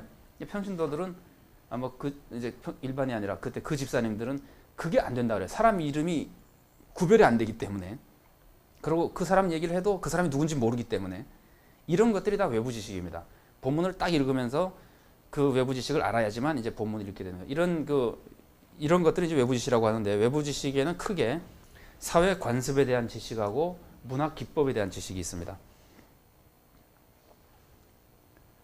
예를 들어서 이제 우리가 예를 뭐 비유해서 만일에 예를 들자면 이건 너무나 우리들이 잘하는 거니까 말이 안 되는 것처럼 보일지 모르겠습니다만은 우리가 용서하지 않는 종의 비유를 읽는다 그러는데 달란트하고 데나리온하고 어느 게 돈의 가치가 더 높은지 돈의 가치가 차이가 도대체 얼마큼 나는지를 아는 사람하고 모르는 사람하고 그 본문을 읽고 해석하는 것이 달라질 거 아니에요. 근데 예를 들어서 뭐 감은 잡았다 그럽시다. 감은 잡았어도 달란트하고 데나리온의 그 차이가 뭐 10배라고 생각하는 사람이랑 10,000배라고 생각하는 사람이랑 그 느낌을 다 다르게 받게 되거든요. 근데 여러분 그 해석이라고 하는 것은요. 의미만 밝히는 것이 해석이 아닙니다. 의미만 밝히는 것이 아니라 메시지의 힘까지 체험할 수 있어야 해석입니다. 설교를 여러분 들으면은 평신도가 그날 뭐 생전 처음 듣는 교훈을 듣겠어요? 매일 사랑하라는 얘기를 해도 어떨 때는 마음이 막 움직여 사랑하려고 노력하고 어떨 때는 사랑하려고 전혀 마음이 움직이지 않고 하는 이 전달되는 힘, 그러니까 정서를 바꿔주는 거, 정서를 바꿔주는 힘도 그 사실은 해석에 해당되는 겁니다. 그러니까 그 해석에서 이 본문의 의미만, 단순한 건조한 의미만이 아니라 감정적인 것까지 느낄 수 있어야지 해석이 제대로 되는 거거든요. 그럴 때 이런 지식들이 그 해석에 전혀 다른 영향을 미치는 거예요. 그래서 그 외부 지식이 이제 필요한 것인데요. 사유관습의 지식에 대해서 제가 그냥 예를 몇 가지 들었습니다만은 뭐 잔치 때 주인이 예복을 준비해 줄 수도 있다. 뭐 이런 관습을 아느냐 모르느냐에 따라서 우리가 말하는 잔치 비유에서 예복을 준비한 사람에 대한 주인의 태도에 대한 해석이 달라지죠, 그죠? 목사님께서 그 설교하실 때 그 설교를 많이 하시죠. 왕의 아들의 혼인잔치 비유 그러면은 사람들을 청해 놓고는 예복 안 입었다고 막 쫓아내니까 도대체 언제 가서 예복 갈아입고 옵니까? 막 끌어와 놓고는 이런 식의 반론이 있을 수 있을 때 그 당시 관습을 가지고 설명하면은 평신도들이 잘 알아듣고 거기에서 보여주는 마태의 독특한 메시지가 하나 있잖아요, 그죠? 이런 것들을 다 찾아낼 수 있는 거는 관습을 알아야지만 되는 겁니다. 그다음 얘는 그냥 넘어가기로 하고요. 문학 기법에 대한 지식 같은 것들도 필요한데요. 문학 기법에 대한 지식도 그 글의 문학 양식이 무엇인가, 지금 외부 지식의 두 번째 부분 하고 있습니다. 문학 양식이 어떤 것인가를 발견하는 것, 그 다음에 나오는 제가 이름만 그냥 써놓은 것들은 목사님들이 신학 공부하실 때 많이 들으셨을지 모르겠습니다만은 뭐 교차대칭법 같은 거 많이 들으셨을 거고요. 평행법, 인클루지오, 뭐 풍자법, 소위 아이러니, 이런 것들을 알수록 그 메시지의 힘이 달라집니다. 느끼는 감동이 다 달라집니다. 그래서 이런 것들을 이제 알아야 되고, 이 외부 지식의 중요성은 우리가 교회에서 설교할 때 목사님들이 교회에서 설교하시다 보면은 중간중간에 팔레스틴 지방의 지리도 설명해주고 또 관습도 설명해주고 그 다음에는 뭐 구약에 이런 사건이 있었습니다 설명해주고 그러죠. 그 설명해주는 이유가 목사님들이 생각하는 저자적 독자는 그거를 모르고 있다고 생각하기 때문에 설명해주는 겁니다. 안다고 생각하면 설명하지 않고 넘어가는 겁니다. 그러니까 그게 이제 외부 지식을 채워주고 있는 거예요. 청중에. 그래서 외부 지식이 굉장히 중요합니다. 그리고 이 외부 지식을 공부하는 데만도 어떻게 보면 시간이 그냥 한없이 걸린다고 볼 수 있어요. 그래서 어느 정도를 하고 거기에 필요한 것들을 하고 이제 넘어간다고 봐야 되겠죠. 그 다음에 이제 내부 지식이라고 하는 것이 있는데요. 외부 지식은 아까 말씀드린 대로 복음서를 읽기 전에 이미 알고 들어오는 지식이고, 그거를 이제 우리는 해석하기 전에 그 지식을 여러 신학서적을 가지고 공부를 해야 되는 겁니다. 그래서 이제 목사님들이 평신도보다 성경을 잘 해석할 수 있는 아주 중요한 이유 중에 하나는 이 외부 지식이 더 많기 때문에 그런 겁니다. 외부 지식이 평신도보다 월등하기 때문에 그런 겁니다. 그 다음에 이제 또 하나는 이 내부 지식이라고 하는 것인데, 내부 지식은 이 본문을 읽을 때 본문 안에서 얻는 지식이에요. 본문 안에서 얻는 지식인데 여기까지는 읽었잖아요, 그죠? 여기까지 읽었으니까 여기까지 나온 내용은 다 아는 거죠. 여기까지 나온 내용은 전부 알고 이 본문을 해석하는 겁니다. 그런데 마태가 만일에 마태복음을 쓰면은 마태라고 하는 사람이 바보가 아니에요. 누구나 그렇습니다. 누구나 그렇듯이 여기까지 글을 쓰고 나서 요거를 쓸 때는 요 내용을 안다고 전제하고 이 내용을 쓰는 겁니다. 그래서 이걸 생각하지 않고 그냥 떼어내어서 해석하면은 정말 마태인데 맞아요. 그러면 마태가 굉장히 기분 나빠요. 이거는 꼭 요거를 알고 요것을 이용해서 이것을 해석하라는 거예요. 그래서 이 내부 지식이라고 하는 것도 그런 의미에서 이제 굉장히 중요합니다. 제가 그냥 거기다 예를 하나 드러나 봤는데, 용서하지 않는 종의 비유를 읽을 때 다른 종의 빚을 탕감해 주지 않은 것에 대해서 왕이 막 화를 내는 것을 뭐 이게 뭐 용서해 줬다 말았다 하느냐 하는 이상하게 생각할 수도 있으나, 마태복음의 저자적 독자는 이미 마태복음 6장에서 너희가 중심으로 형제를 용서하지 않으면은 하나님께서 용서하지 않는다고 이미 말씀하셨잖아요. 이런 내부 지식을 알고 있는 겁니다. 근데 재밌는 거는 등장인물들은 모르는 게 많아요. 등장인물은 그 자리에 없었으면 모르죠, 그죠? 등장인물은 그 자리에 없었으면 모르지만 독자는 있잖아요. 그래서 이 저자적 독자하고 등장인물의 이해도가 다릅니다. 그 이해도가 다른 것 때문에 나타나는 이제 문학 기법의 아이러니라고 하는 것이 있습니다. 이거는 우리가 오늘 기본 틀만 하기 때문에 못 하고요. 혹시 기회가 있으시면은 문화 역사의 변화 무엇인가라는 책을 보시면 제가 조금씩 설명을 해놓으려고 노력을 했습니다. 이게 이제 틈묘기에 속하는 거고요. 예상과 회상을 통해서 읽는다고 하는 것은 독자가 글을 읽을 때는 앞으로 무슨 내용이 나올 것인가 하는 것을 예상을 해가면서 읽습니다. 앞으로 이렇게 되겠지. 저절로 다 예상하면서 읽습니다. 그리고 이제 거기까지 이제 가보잖아요. 거기까지 가봤더니 자기가 생각한 게 맞더라. 자기가 생각한 대로 방향이 막 흘러가고 있다. 그러면은 이 사람은 여기서 예를 들어 여기를 읽으면서 앞으로 이렇게 나가겠지. 예수님이 질문했다. 제자들이 이렇게 대답하겠지. 뭐 이런 식으로 머릿속으로 다 짐작하면서 읽거든요. 그런데 여기서 짐작했던 것이 딱 가보니까 그대로 돼 있으면은요. 요 해석이 맞는 해석이에요. 그죠? 맞는 해석이라서 그냥 쫙 읽으면 되고 가보니까 틀리더라 이거예요. 여기서 자기가 짐작하기를 예수님이 너희들은 나를 누구라 하느냐. 그래서 짐작하기를 아직 제자들이 예수님을 잘 모르니까 선지자라 그러겠지 하고 생각했는데 베드로가 벌떡 말하기를 주는 그리스도셨다 이렇게 얘기하잖아요. 그러면 내가 틀렸잖아요. 그러면은 독자는 자기가 지금 제자들을 오해하고 있는 거예요. 그러면 이걸 고쳐야 돼요. 그래서 여기를 읽으면서 틀렸구나 그러면은 머리를 다시 돌려서 자기가 전에 해석한 것을 고칩니다. 근데 제가 컴퓨터 얘기를 했는데 이 고치기가 기가 막히게 빨리 일어나요. 그냥 순식간에 하나만 고치는 게 아니라 여기 중간중간에 틀린 것이 있으면은 단번에 그 컴퓨터 지우기 모두 다 단번에 일어납니다. 단번에. 그래서 싹 바꿔가지고 해석하고. 근데 그 마태복음 16장은 굉장히 재밌게 돼 있어요.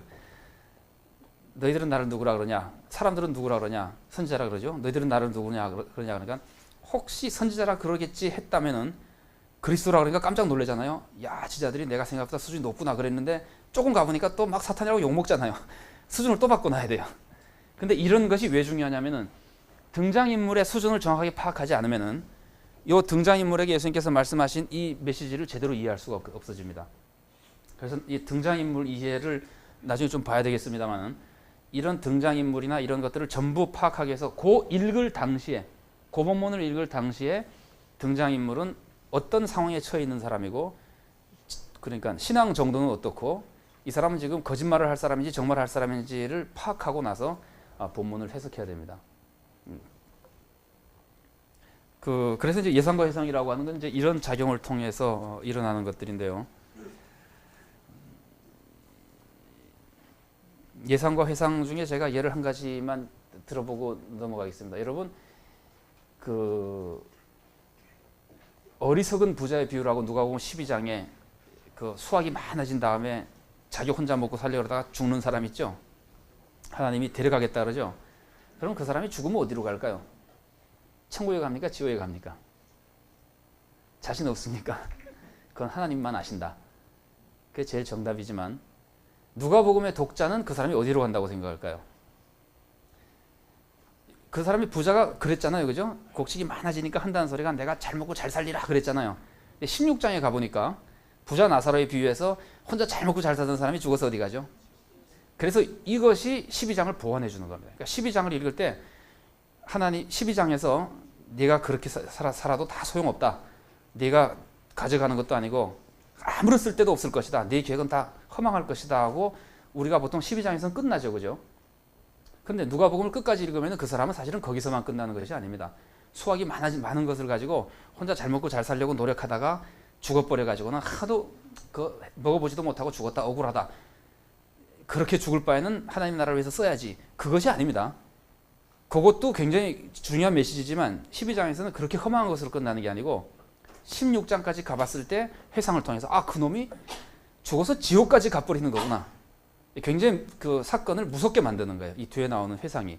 그래서 누가복음을 끝까지 다 읽어야지만 그 한 부분 한 부분에 나오는 메시지가 마무리되는 겁니다. 이런 것들이 이제 회상의 작업이라고 볼 수 있습니다.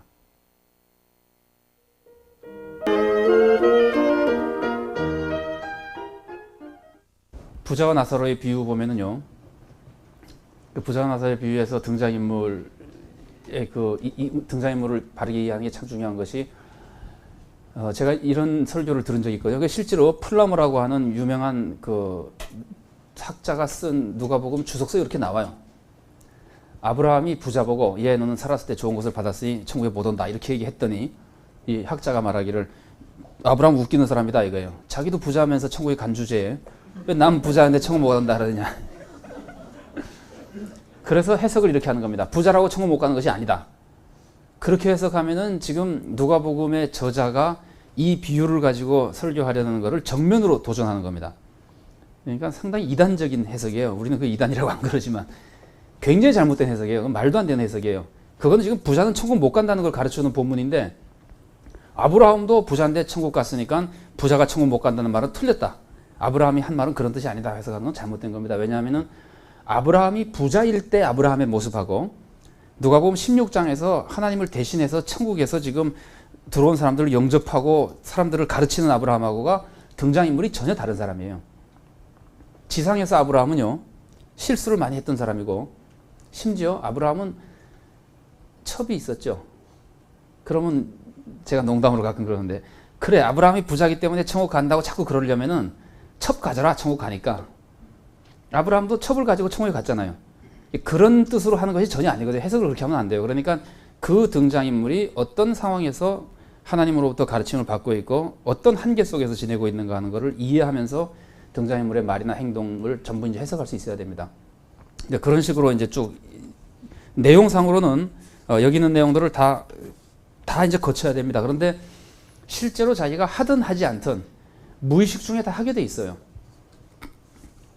예를 들면은 나는 거의 관심이 없기 때문에 전혀 그런 것을 해석하지 않겠습니다 하고 하는 사람은 관심이 없어서 해석 안 했다고 하지만 해석 안 한 것이 아니라 그것은 아니다라고 해석하고 넘어갔거나 뭐 이런 겁니다. 예를 들면은. 그러니까 실제로 노력을 기울여서 해석했느냐 안 했느냐 하는 차이보다 자기가 실제로 해석은 안 해봤지만 결론은 다 내리고 넘어가는 겁니다. 그러니까 이왕이면은 한 번쯤 검토를 해보고 넘어가는 것이 더 안전합니다. 그래서 여기 있는 것들은 요 순서대로 꼭 할 필요도 없고 이거를 다 항목을 만들어서 해볼 수는 없으나 내용상으로는 다 한 번씩은 확인해보고 넘어가야 되는 것이다. 이제 이런 건데요. 첫 번째로 봐야 될 것은 비유의 위치. 그래서 그 성서마당에 많이 나오는 성서 해석서들도 되게 이렇게 많이 하죠.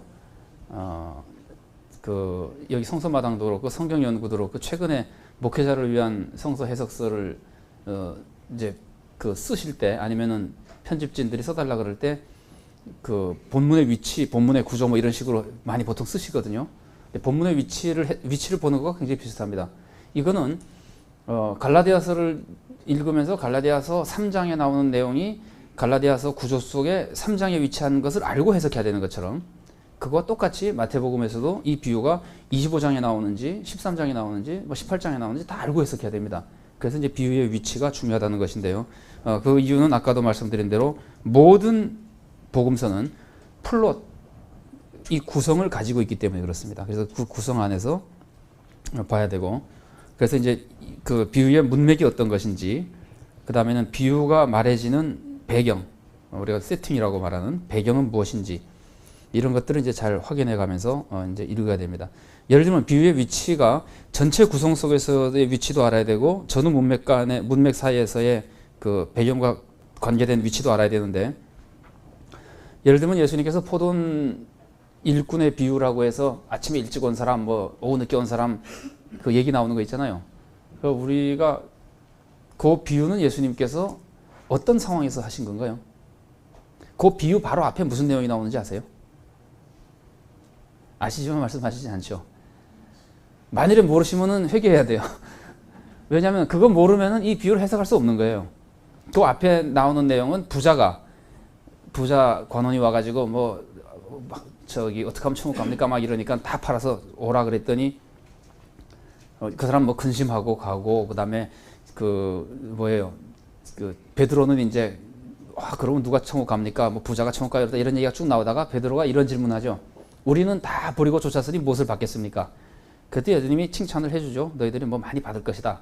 그러고 나서 마지막에 무슨 말씀하시냐면은 그러나 먼저 든 자로서 나중되고 나중된 자로서 먼저 된 자들이 많을 것이다. 그렇게 딱 말씀하신 다음에 이 비유를 말씀하시거든요. 이 비유 끝에 결론도 그걸 또 말씀하시거든요. 그랬을 때 예수님이 이 비유는 제자들에게 말씀하신 건데 제자들이 지금 무슨 생각하고 있을 때 말씀하시는 거예요? 자기는 모든 것을 바치고 뭐 천국 가서 큰 상 받게 합당한 아주 그냥 위대한 하나님의 나라 일꾼이라고 생각하고 있을 때 그 얘기를 하시는 거거든요. 그래서 이거는 제자들에 대한 굉장히 심각한 경고의 메시지를 전해주고 있다고 볼 수 있습니다. 그러니까 아무리 늦게 와도 천국 갈 수 있다. 구원도 받을 수 있고 상 받을 거 다 받는다는 메시지라기보다는 먼저 왔다고 막 그 남보다 더 잘났다고 생각하는 사람들, 권리가 있다고 생각하는 사람들에 대한 경고라고 볼 수 있거든요. 잘 아시다시피 이제 그런 것들이 비유의 위치를 파악하기 해야지만 그 이제 유념해서 볼 수 있는 것들이고, 이런 것들은 마태복음 18장에, 이건 이제 편집 비평에서도 한 거예요. 마태복음 18장에 이른 양의 비유가 나오잖아요. 누가복음 15장에 나오고 마태복음 18장에 나오는데, 마태복음 18장이 무슨 내용이 많이 나오는데죠? 정말 말씀 안 하시네요. 이게 순서가, 오늘 이 프로그램의 순서가 원래 안내서 이렇게 돼 있잖아요. 뭐 50분 강의하고 1시간 강의하고 10분 쉬고 30분 강의하고 20분 뭐 질의응답 이렇게 돼 있잖아요. 근데 오늘 그렇게 하느냐고 여쭤봤더니 뭐 그렇게 안 하고 보통 질문도 별로 안 하시고 말씀도 별로 안 하신다 그러더라고요. 그러신 것 같아요. 마태복음 18장은 교회에 대한 설교거든요.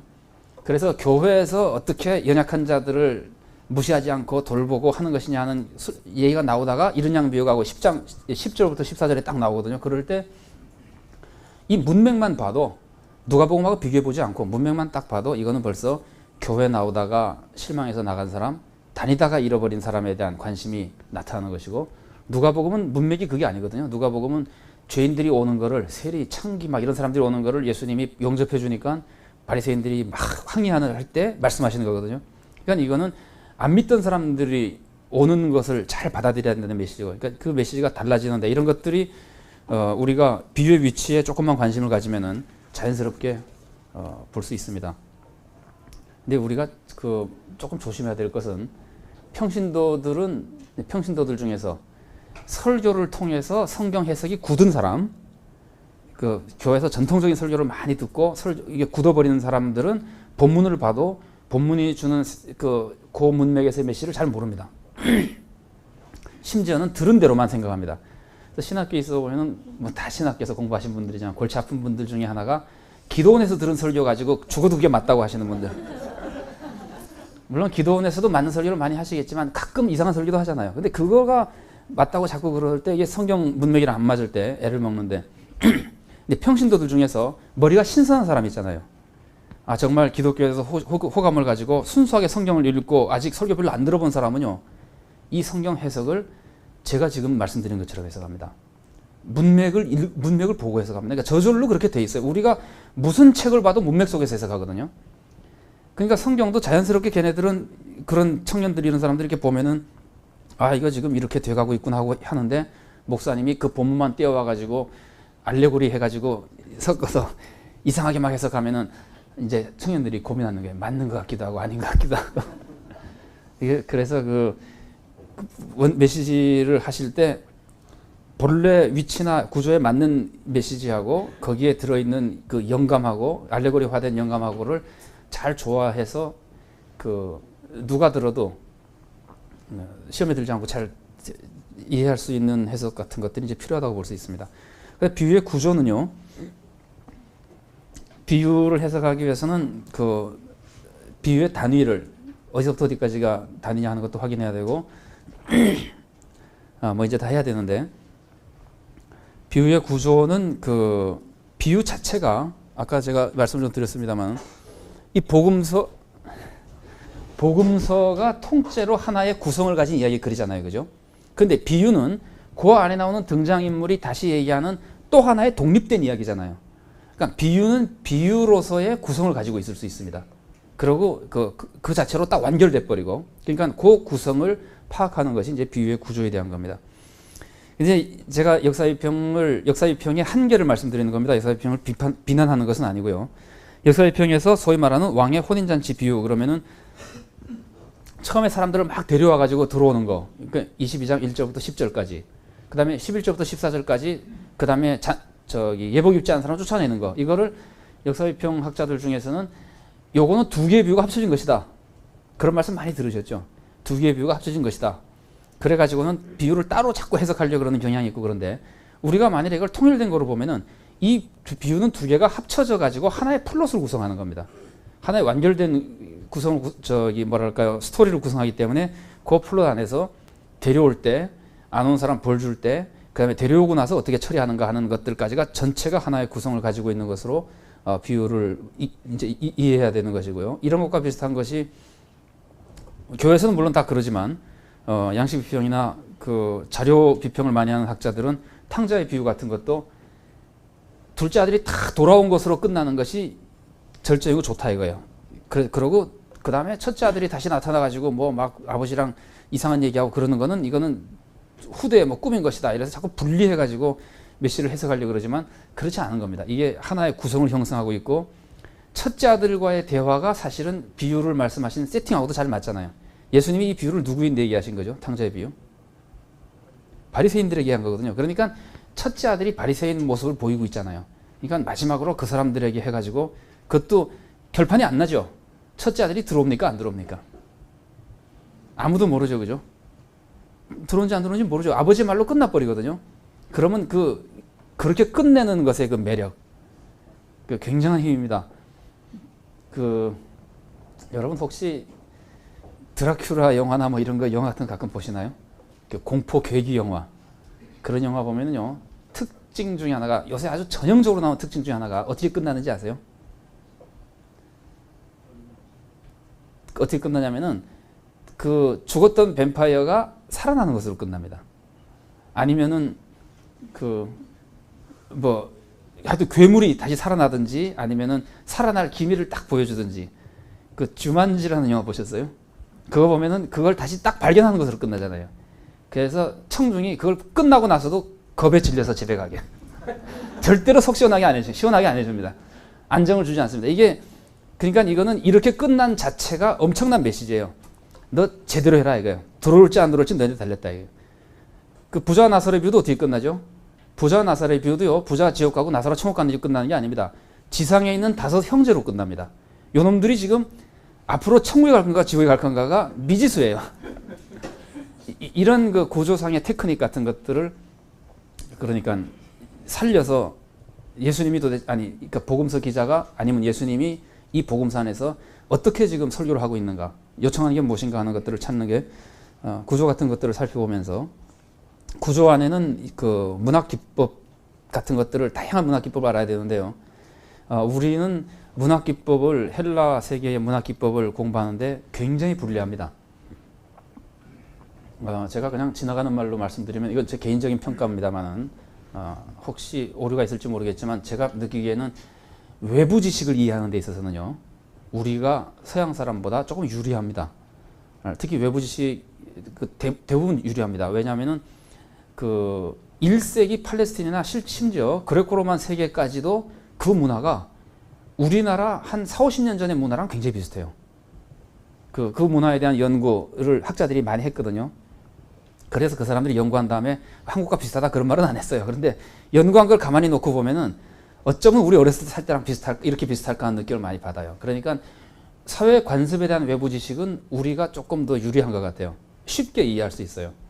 근데 이 글을 쓰는 헬라어를 쓴 문학 기법에 대한 거는 그쪽 사람들이 훨씬 유리합니다. 그 사람들은 그 헬라어를 닮은 것도 많이 있고, 그 헬라적 사고방식이 그냥 들어가 있고, 그 다음에는 글 쓰는 기법이나 뭐 논조 같은 게 다 그렇게 되어 있기 때문에 우리는 그것과 많이 다릅니다. 그래서 그 점에서 좀 불리한데, 문학 기법에 대해서 누군가가 이걸 좀 많이 연구를 해가지고 목사님들이 전달해 주시면은 앞으로 설교하시거나 성경 해석할 때 굉장히 유리하실 텐데요.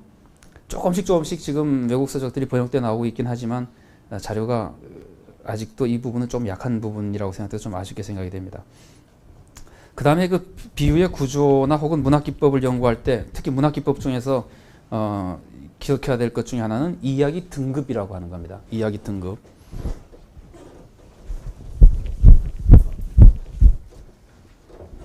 이야기 등급이라고 하는 거는요, 그 미안합니다. 복음서의 저자라 그럽시다.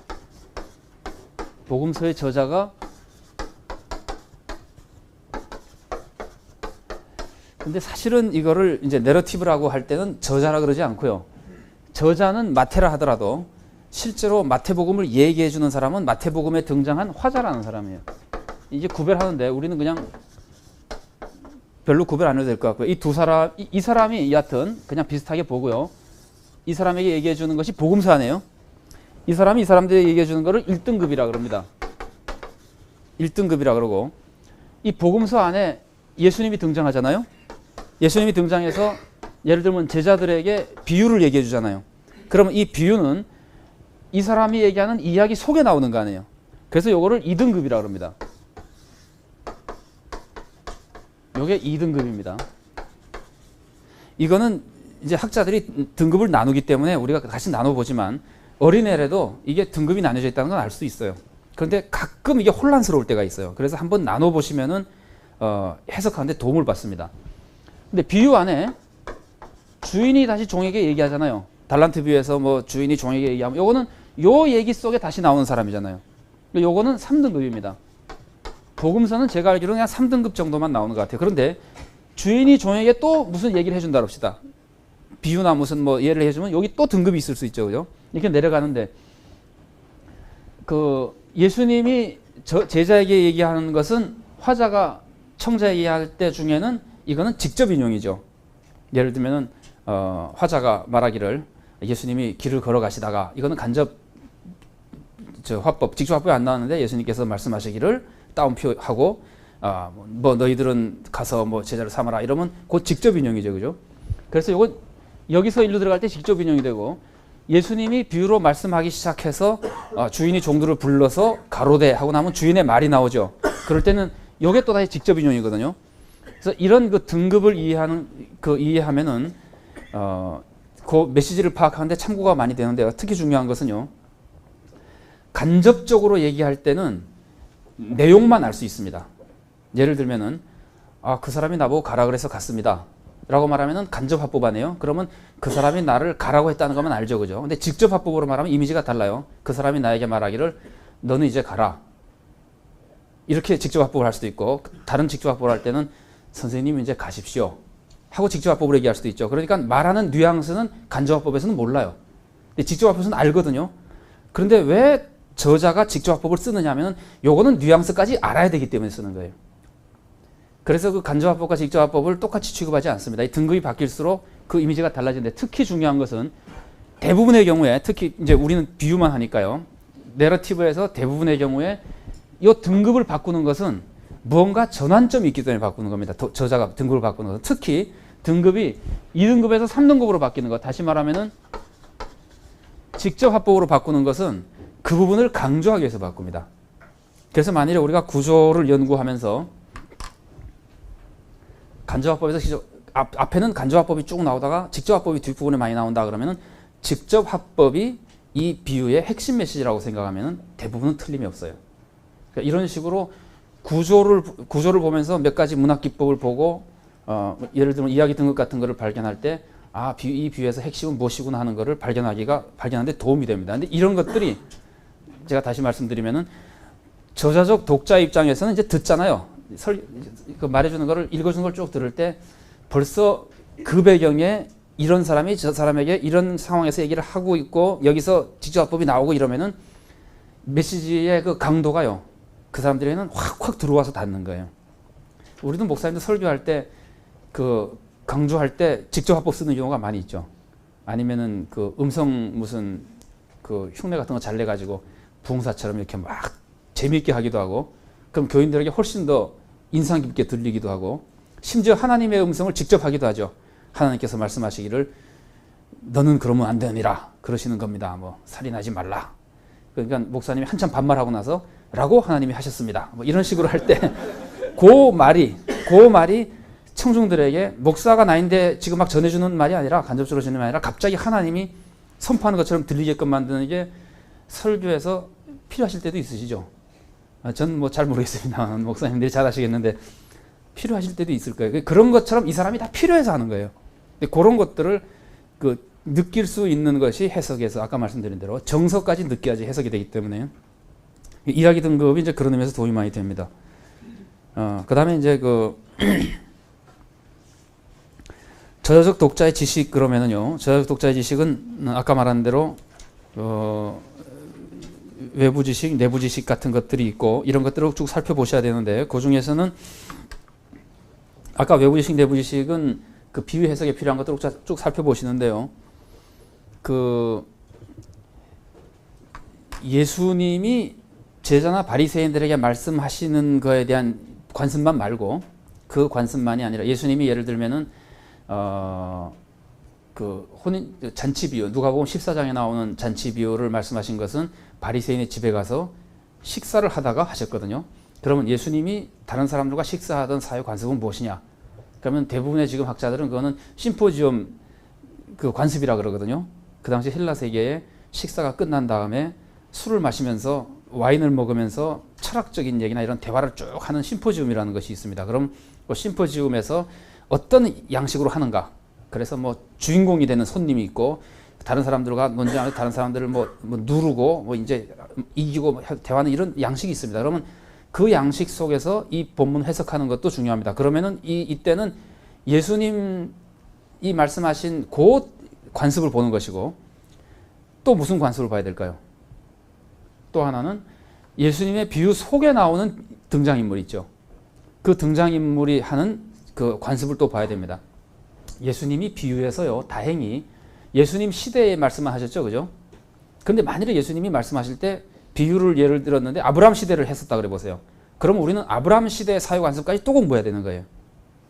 그러니까 이런 식으로 이 관습이나 이런 걸 연구할 때 그 세팅하고 예수님의 세팅하고 비유 속의 세팅 같은 것들을 다 고려하면서 할 수 있어야 됩니다. 근데 제가 이거 해야 된다고 말씀을 하지만 굉장히 어려워요. 저도 별로 잘 못해요.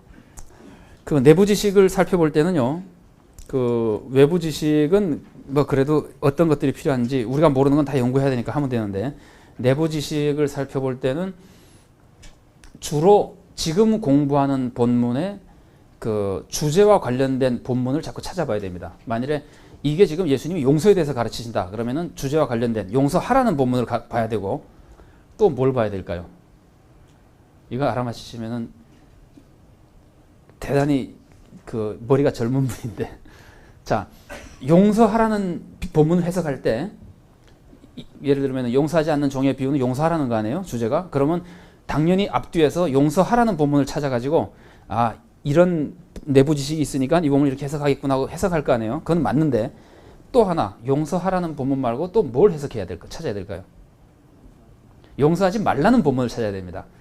그래야지만 보완이 됩니다. 막 용서하지 말라는 본문을 찾지 않고 용서하라는 것만 다 찾아가서 설교를 해버리면은 그 교회는 무슨 짓을 해도 되는 교회가 돼버리는 거예요.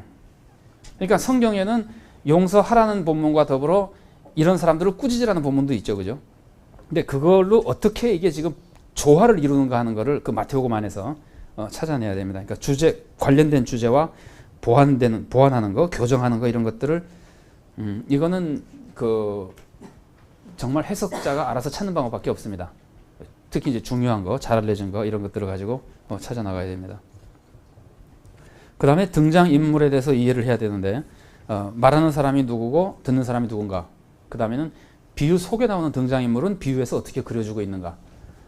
예를 들면은 마태복음 같은 경우는 잔치의 비유에서 미안합니다. 누가복음 먼저 말씀드릴게요. 누가복음 14장에 잔치 비유가 나오거든요. 조금 전에 말씀드렸던.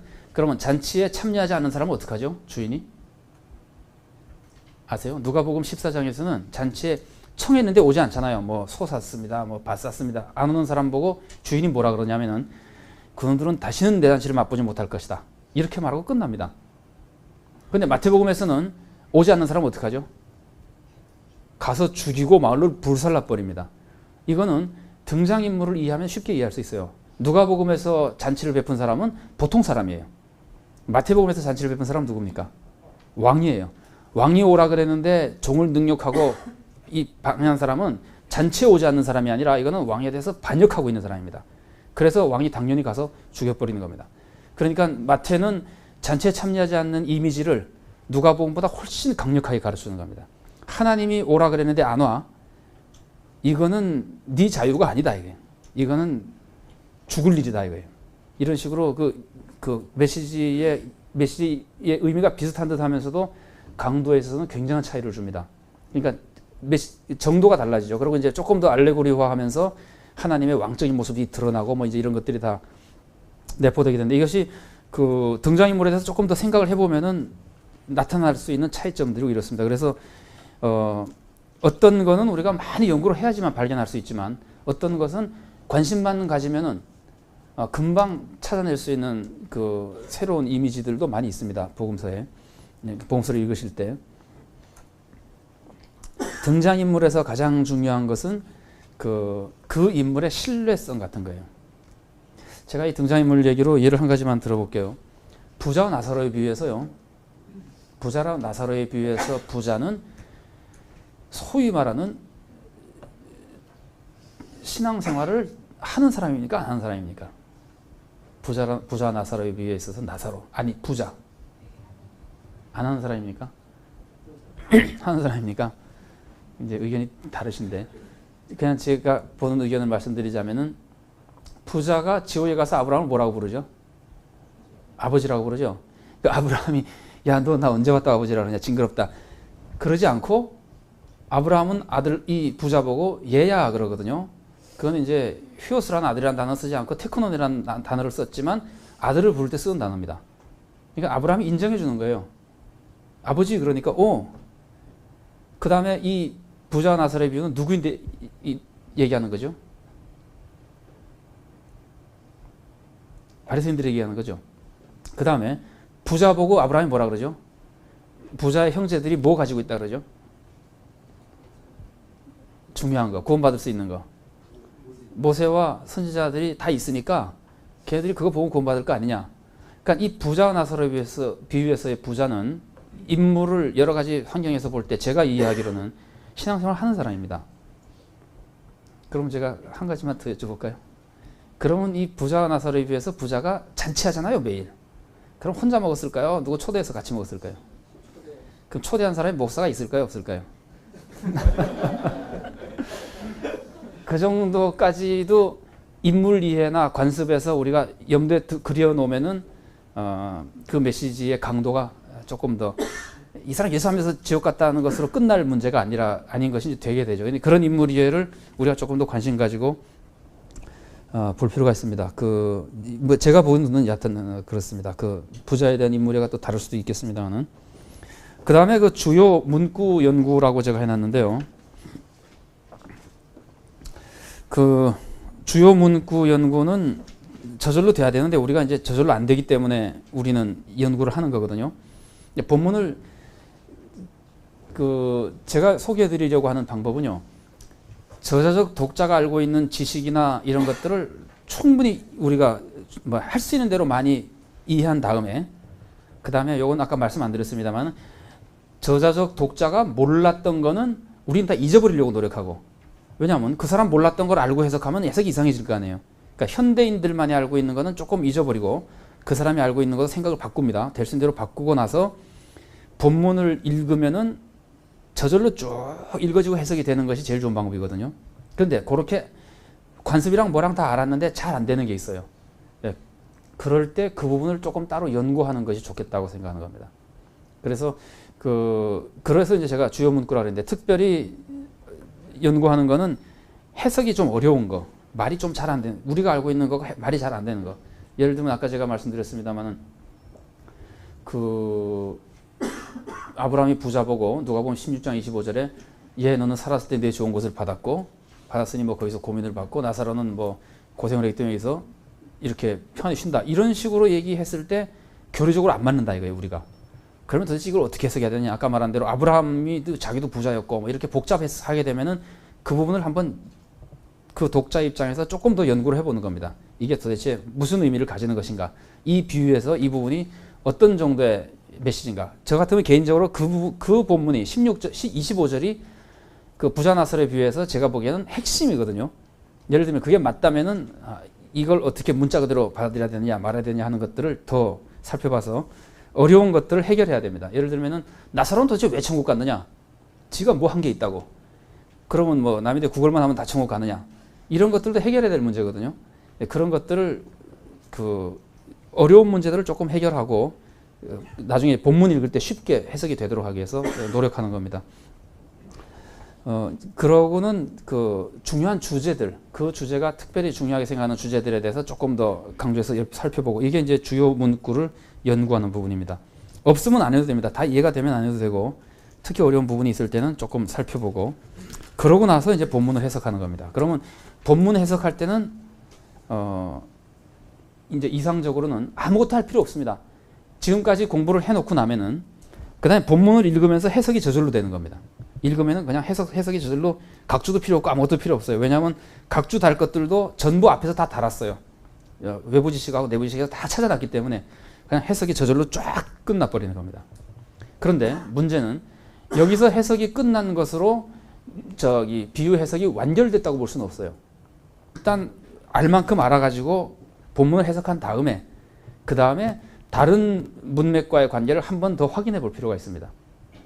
그래서 정말 그것들이 여기에 이 본문에 이런 메시지를 주는가도 확인하고 어느 만큼 강조해 주는가 아니면 어느 만큼 보완해 주는가 어느 만큼 고쳐주는가 하는 것을 잘 봐가면서 문맥 연구라고 하는 과정을 거쳐서 본문의 의미를 잘 파악할 필요가 있습니다. 예를 들면은 문맥 연구에서 제가 예를 한 가지만 거기 써놓은 것만 말씀을 드려볼게요. 부자와 나사로 비유 바로 다음에 누가복음 17장 1절부터 2절 이런 데 보면은 제자들에게 남을 실족해 하지 말라는 말씀이 나옵니다. 그랬을 때 이게 부자와 나사로의 비유와 연결이 되겠느냐 하는 문제예요. 부자와 나사로의 비유와 남을 실족해 하지 말라는 얘기가 연결이 되겠냐고 하는데 무조건요. 무조건 가까운 데 있는 것은 일단 연결을 하게 됩니다. 이 듣는 사람의 입장에서는. 아무리 다른 주제를 하더라도 오늘 듣고 한 주에 듣는 게 아니라 오늘 설교를 쭉 하면서 듣는 거는 연결을 해보게 됩니다. 그래서 이제 이런 것들이 그러니까 지리적으로 가까이 있는 거는 일단 연결을 해보게 돼요. 그래서 연결하면서 새로운 주제로 바뀐 것인지 아니면은 서로 보완작용을 하는지 확인하게 되거든요. 멀리 있는 거는 관계가 있는 것만 끌어오고 가까이 있는 거는 일단 붙어 있기 때문에 같이 봅니다. 그런데 이때 이것이 도움을 주는 것은 부자와 나사로의 비유에 있어서 그 부자가 천국에 못 온 이유는 부자로 살았기 때문이에요. 그러면 부자로 살지 않고 천국에 가려면은 어떻게 해야지 그런 것을 할 수 있게 됩니까? 어떻게 해야 되냐면은 모세와 선지자로부터 배워야 돼요. 그죠? 부자와 나사로의 비유에서 보여주는 또 하나 중요한 메시지는 이 사람들이 성경에서 그걸 배우면은 아니면 성경에 나온 그걸 배운 거를 이제 그대로 살면은 구원의 길로 가는 거거든요. 그런데 그거를 가르쳐주는 사람이 제대로 가르쳐야 된다는 것이 거의 암시되어 있습니다. 그러니까 부자와 나사로의 비유는 모세와 선지자가 있긴 한데 이 사람들이 안 읽어도 문제지만 읽어도 맨날 무슨 말인지 모르고 읽고 해설자가 바리새인이나 서기관들이 있으면서도 하나도 안 가르쳐주고 그럼 이 사람들 다 지금 지옥 갈 거 아닙니까? 그죠? 그러니까 가르쳐줘야 된다는 말이 암시되어 있는데 그 암시된 내용이 17장에서 표면으로 탁 튀어나오는 거예요. 너 다른 사람 제대로 안 가르쳐줘가지고 제대로 살지 못하게 만들면은 이거는 그 뜻만 있는 건 아니고요. 둘을 연결시킬 때 나오는 겁니다. 안 되면은 너 책임을 제대로 다 못한 것이다. 이렇게 되는 거거든요. 그러면은 남을 실족해 하지 말라고 하는 것은 잘못 가르치는 것도 포함되죠. 그죠? 그러면 교사가 아니면 우리말로 해서 목사가 교인들을 잘못 가르치면은 교인들이 매주일 성경을 접하면서도 하나님의 뜻대로 살지 못하고 지옥에 갈 수 있는 소지가 있습니다. 그러면 잘못 가르치는 것 중에 누가복음 17장 1절부터 2절에서 실족해 한다. 그러면 잘못 가르치는 거라고 우리가 연결해서 풀었을 때 잘못 가르치는 것 중에 중요한 내용이 뭡니까? 뭐죠? 잘 먹고 잘 살아도 천국 간다. 큰일 났네요. 예, 그러니까 재물을 아무렇게나 사용해도 괜찮다는 이미지를 주면은 교사가 자꾸 성경을 가르치면서 그러면은 그 사람은 꼭 옛날 부자가 종교 생활을 하면서도 실족한 것과 똑같은 모습으로 만들어 놓는 거 아닙니까? 그렇게 볼 때 이 부자 나사로의 비유가 이제 문맥 연구는 두 가지 방향으로 합니다. 다른 문단에서부터 본문 해석에 어떤 영향을 받는가도 봐야 되고 또 이 본문이 다른 본문을 어떻게 영향을 미치는가도 봐야 됩니다. 그래서 16장 19절부터 31절에서 암시되어 있던 메시지가 17장에서 튀어나오면서 17장에 나오는 중요한 메시지로서 하나는 이거는 누가복음이 많이 얘기하는 아주 중요한 주제고요. 재물의 올바른 사용을 교사가 아니면 목사가 잘 가르쳐 줘야지만 이렇게 부자같이 지옥에 가는 슬픈 사람이 생기지 않는다. 이런 것들이 이제 이을 때 물론 다른 메시지도 많이 있습니다. 이을 때 그런 것들을 찾을 수 있는 것이 이제 문맥을 연구하면서 우리가 발견할 수 있는 것들이라고 볼 수 있습니다. 이거는 아까 말한 대로 예상과 회상 이런 것들이 다 한꺼번에 연결되는 거죠. 아까 예를 들어 반대되는 거라고 보면은요. 예수님이 누가복음 4장에서 돌로 떡이 돼서 먹으라 할 때 예수님이 뭐라 그러죠? 사람이 떡으로만 사는 것이 아니다. 이러면은 이 떡으로만 사는 것이 아니라 하나님 말씀의 중요성이 강조됐잖아요. 그러고 12장, 16장 이런 데서 또 이웃을 도와야 된다는 것이 나타났을 때 이 두 가지를 어떻게 조화할 것인가. 그러니까 그 부자 나사로의 비유 설교는 한계가 있으니까 할 수 없겠습니다만 그래도 재물을 똑바르게 사용해야 된다는 걸 강조하는 건 괜찮지만 재물만 잘 사용하면 무조건 천국 간다고 해버리면은 사장하고 또 걸리는 거예요. 그러니까 조심조심 강조할 건 강조하면서도 왜곡되지 않도록 하거나 아니면은 성경처럼 하루 이걸 강조했으면은 그 다음 주에 이걸 강조하는데 그 강조한 두 개가 모순이 안 되게 해요. 이런 것들이 어쩌면은 설교에 필요한 자세인지도 모르겠습니다. 제가 신학교 다닐 때 설교학 교수님이 설교에서 제일 문제가 많이 되는 거를 하나 집어 가지고 찾아오라 그랬는데 어느 학생이 그 얘기를 했어요. 2주일 설교를 들어보면 그게 제일 중요하고 그 다음 주일 설교 보면 또 그게 제일 중요하고 그런 모순을 좀 느낄 때가 있다 그랬는데 근데 제일 중요한 거는 상관이 없는데요. 두 개가 막 서로 막 부딪힐 때 성경도 부딪히는 경우가 많거든요. 근데 그런 것들이 조화를 이루게끔 해석하는 것은 이런 문맥 연구를 통해서 이루어지는 것들입니다.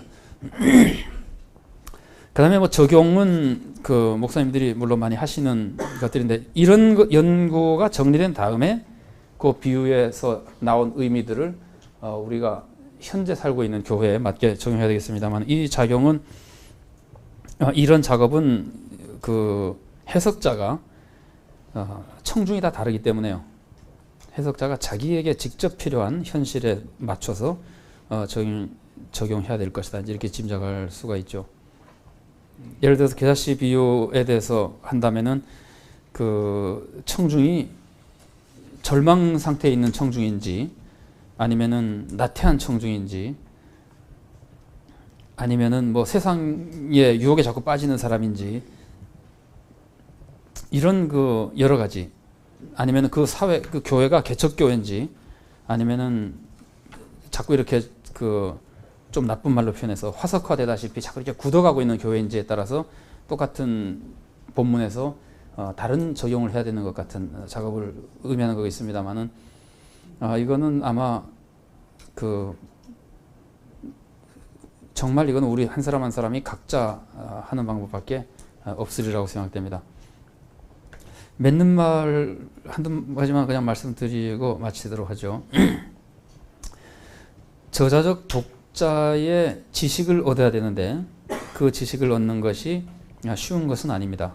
저자적 독자의 지식은 사회 관습에 대한 지식과 문학 기법에 대한 지식이 있는데 사회 관습에 대한 지식도 우리가 전에 배운 것은 주로 그 단순한 사회 묘사라고 하는 이 사회는 이랬다, 이 사회는 이랬다고는 묘사만 가지고 우리가 주로 많이 지식을 얻었는데 이것도 1980년대 이후 90년대 최근에 지금 들어오면서 사회과학 비평이라는 해석 방법이 많이 발전하면서 그 당시 사회 관습이나 상황을 사회과학하고 사회의 무슨 모델이라고 하는 많이 들어보셨겠습니다만 그걸 통해서 관습에 대한 연구가 굉장히 많이 발달했습니다. 그래서 그런 것들을 다 동원해서 해석하는 것들이 많이 필요하고요. 우리나라에도 그 1990년대 후반부터는 문학 비평적인 해석에 대한 연구서들이나 또 사회 관습에 대한 여러 가지 책들이 조금씩 나오고 있습니다. 그래서 그런 것들을 참고하시면은 도움이 많이 되실 거라고 생각되고요. 아까 제가 말씀드린 대로 이 그 작업이 그 단순한 작업은 아닙니다. 시간이 굉장히 많이 필요한 작업들입니다. 여기서 신학생들이나 신학을 주로 공부하는 데 관심 있는 분들은 계속해서 하시기가 괜찮으시겠습니다만은 목회 현장에서 다 하시기는 쉽지 않을 겁니다. 그냥 그러나 제가 기대하는 것은 이런 그 아이디어를 조금 가지고서 본문을 보시면은요. 그동안에 이렇게 간과하고 넘어갔던 본문의 의미를 이해하거나 도움을 받는데 어느 정도 유익하리라고 생각됩니다. 그리고 이제 이거는 비유만이 아니고 적어도 복음서하고 사도행전에 대해서만큼은 그 5권이 다 이야기글 형태로 되어 있기 때문에 해석하는데 참고가 좀 되리라고 생각됩니다.